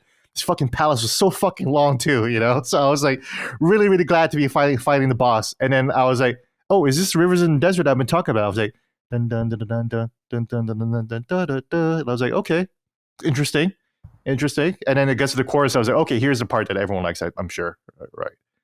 And it goes back to that. I'm like, interesting song, not what I expected, but really cool. It's a banger. It's a banger for sure. Yeah. But I feel like it was going to replace Life Will Change for me, and Life Will Change is just my favorite song. Every time the lyrics kicked in for Life Will Change, every time you do the final run in the palace to steal the treasure, I never teleported to the last room. I always just ran through the whole palace again. And that's why I was actually kind of over leveled in the game, which I don't mind. I actually enjoyed being over leveled. And I was insta-killing almost the whole way through. I was actually insta-killing all the way through the last dungeon of Royal, actually. Which is hard because the last boss of Royal, obviously I won't mention anything about it, but he was fucking hard. It was a really hard fight, and I think you need to be like level 99 for that. And fortunately, I was level 99 like for like a lot of the game actually. Wow. But I didn't run from any fight. Every fight I saw, every shadow I saw, I just went straight to it and just fought and just leveled up. Because I had fun with the battle system too. I think Metaphor's battle system is kind of better, but you know it evolved from Persona 5. Right. And Persona 5 is just so much fun, and the music is great too. Dustin, you and I kind of got into it, or not really got into it, but like we had a conversation on Twitter about like which is better than music. And I like you kind of said like Persona's music does melt well in the background, and I kind of like I kind of agree with you there, especially when like Rivers in the Desert of course was a great moment, right? Great fusion of gameplay and expectation and music and unexpected music. Life Will Change playing during the final run for the treasure, like that's just beautiful. That's just like perfect music. There's nothing in Metaphor that matches that, unfortunately, you know. And they do this like 7-8 times throughout Persona 5, and I never fucking got tired of it. I always ran through the palace. Yeah, I don't know what else to say. Are you gonna play Persona 3 Reload?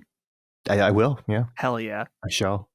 I never played Persona 3 Reload or Persona 3 in general.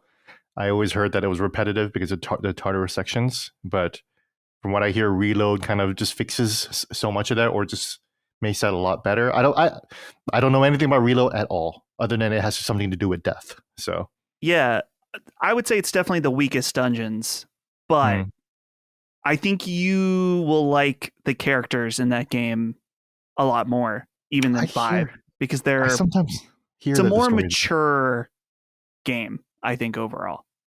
Yeah, that's my one issue with Persona 5 story is that it isn't that mature, you know. And Mature that's plot probably why I points, but it's like mature plot points. The stuff they're dealing with is probably yes. more mature, but the characters themselves, I guess, Yes. is a good contrast. But I don't know. Yeah, I'm not really a fan of like whenever like the Horde episodes of Persona 5 kicked in. You know, obviously I'm a gooner, so I should relate. But like, I kind of don't want that in my serious JRPGs. Or there's beach stuff in 3. there's beach stuff in 3. I mean, that's fine, whatever. Like, you know, it's not that big of a deal. But the only when it shows up, like, okay, I'll just deal with this. It's fine. You know, because this is a story about young adults, and I think that's again that's why Metaphor hit me right here, because it's like, you know, it's a diverse cast. You know, there's an old guy and there's a guy with kids. You know, and so the life experience that Metaphor tells is just so much broader than, oh my god, I got fucking, you know, this fucking injury in my fucking track team or whatever, or oh, my friend was bullied all the time, and let me go see what's up with that or whatever, you know. Just the depth of the story possibility. I really enjoyed the Metaphor. So that's why, like, you know, I'm with everyone where I'm at least Persona gets go to college, you know, at least, you know, has to have a part-time job, you know, besides making curry and coffee all day, which I loved, you know. Oh yeah, I loved making coffee in that game. Yeah. Sojiro. Hell yeah. yeah. Soji bro. Soji you know? bro, yeah. Yeah. He's the man. He rules. Yeah, I don't know if there's any character that I really, really, really hate. I didn't like Ryuji, but I think it's just because he was just a guy who just ran his mouth all the time, and he was just like the loud mouth. And it's like, that's okay though. You know, once I realized like that's okay if he's just a loud mouth, and then you know, later on in the story, like he comes through with some really cool shit. So I'm like, okay, yeah, I love you, man. Like you and I have really been through some shit. So I can't hate you, you know, at all. Mishima, I hate Mishima. Or Mijima, the guy who runs a fucking fan site. The little twerp. Yeah. Yeah. That's the one character I hate. I know a lot of people hate Mona, Morgana. They were okay. He was okay. I keep want to say she because, come on, she's so she coded, you know. But yeah, Mona Morgana was okay. I didn't mind him that much. But Mishima, right? Mishima, I want to beat him up like behind the school. Yep. You know, curb stomp. I did do part of. I think I did do Mishima's storyline, and I was disappointed that you just couldn't fucking tell him to fuck off. Yeah, that's bitch. Funny. Little bitch. Yeah. What's funny is that I started New Game Plus, and I was like, oh yeah, and I haven't done the Kamoshida in the beginning of the game in years. So when I jumped into New Game Plus immediately, and that's another thing, I jumped into New Game Plus Persona 5 immediately after Metaphor. I was like, I'm done with Metaphor. I'm not going to play this for a while, you know. But Persona 5, I was like, oh, I kind of need to see it again, because there's so much built up in the early parts of Persona 5 that pays off later that Metaphor kind of doesn't really do. But I forgot that Mishima was being abused by Kamoshida at the beginning of the game. So, yeah, he's getting his ass kicked by him. Yeah. And I was like, of course you're getting your ass beat, you know? Yeah. Because we all want to beat your ass. Yeah. You know? It's only natural. Yeah. Cool. So yeah, those are my impressions of Persona. I just feel like I just need to get that off my chest, because it's like it's been like the main thing in my life, you know. And it's nice to finally arrive in the post Persona 5, being a post Persona 5 Gene Park. Yeah, you made it. And I see the light. Great game. Yeah, you did it. Proud of you, Gene. Well done. One day I'll beat Persona 5 Royal. One day, but see, at least I beat the base version. Yeah, I see. I'm not sure now if you know, a lot of people tell you like, oh my god, Royal's so much better, and it's like, I don't know. I feel like you kind of got a lot from the main game, honestly. You know. Yeah. Oh, I know. But I will say that the third semester does do a lot of nice clarification and closures for some of the characters. Cool. And if you really, really love certain characters in the base game, then Royal does kind of feel like a sequel, which is interesting. Cool. That's sick. Awesome. All right, boys. I guess we will call it here if we're all good on that. gentlemen, thank you for joining me. Appreciate it on our holiday episode or holiday special. I think this is going to be up like the 23rd. Yeah, so a couple days before Christmas. So if you're patrons, you can hear it and be in the spirit of things. Mm-hmm. All right, guys, let's get out of here. Gene, it's been a long day for you and me, but we're done now. Yeah. 8 hours of recording, basically. Yeah, So. we're done. We're getting out of here. Dustin's got plenty of work to do as well. Dude, not tonight. Well, I'm Not done tonight. with this stuff for tonight. So, Brad, I want Call of Duty. They reduced the recoil on mouse and keyboard. Come on. I uninstalled Call of Duty, but No! Wow. I don't have room. But This Christmas is fucking ruined, dude. no. I said I can reinstall it. Will you fucking reinstall it right now? I'll reinstall it. Right now. I Okay. can't believe this. What do you mean? Audience. I can't We're not believe this. Frodo and Sam anymore. Audience, remember what I said at the The beginning ring of the has episode? really gotten to you, Dustin. Remember what I called these boys at the beginning of the episode? Bunch of fucking gaybos. Gaybos? I know. Yeah. Yeah. Well, Witnesses. I could take back this whole show. Find somebody else. This is it's just all Call of Duty installed. this is unbelievable. I'm deeply upset. It's a gay Christmas, everybody. That's what it is. Happy gay Christmas. Mm-hmm. All right, here we go. Call of Duty. I'm installing. How big is this fucking thing again? I just want to download the multiplayer. That's all I want. Gigs. Okay, yeah, multiplayer. It's loading. It's taking a while to load. from Everyone Game liked the Pass. Black Ops 6 campaign. I wasn't. I liked the gameplay of it, but I didn't like the story. So No. I fucking hate the Call of Duty story now at this point. Honestly. Yeah, I'm I over don't it. care about it. Yeah, I only care about the. It's gonna be about like 80 gigs. See, here's the thing, Brad. With you reinstalling, I feel like this is like I'm good. Okay, if you're in a relationship and then you break up and then you get back together and you're like, oh, it's just like how it was, but you know that they rejected you. I feel like Call of Duty. I feel like I've been rejected, and now Damn. you've taken me back, but I don't know. I don't know if it's going to be the same. It But doesn't need I'm to still be going to the make same. you. I still want you to do it. We're still going to I do know it. it's installing right now. It's going. All right. I'll be back. All right. All right. We'll play Call of Duty if you're not. All I right. can't wait to be in Nuketown again for Christmas the fucking Dude, thousandth Christmas time. Nuketown. Yeah, Hi. my fucking circle of hell, Nuketown, never ends. I'll probably All right. run some Marvel Rivals real quick too. Yeah. Have you played I'm that, trying to like Dustin? the game. I'm trying to No. like the game more. I like it, but I'm trying to like it more. I know. So. Yeah. I get it, dude. Same thing. Same thing. I get it. All right. Let's get the hell out of here. Thanks, everybody. We'll see you next episode. Happy Christmas, everyone. Happy Christmas. Goodbye, y'all. See ya. Summon Sign is a product of Last Stand Media and Collins Last Stand LLC and is proudly recorded in the USA. The show is written and hosted by me, Brad Ellis. The show is produced by Dustin Furman. All of Last Stand's theme music is by Ramon Narvaez. Summon Sign, along with the rest of Last Stand's media shows, are fan-funded on Patreon at patreon.com/laststandmedia. The following names are at the producer level on Patreon, our highest tier, and we are grateful for your kind contribution and generosity to our independent endeavor. Thank you.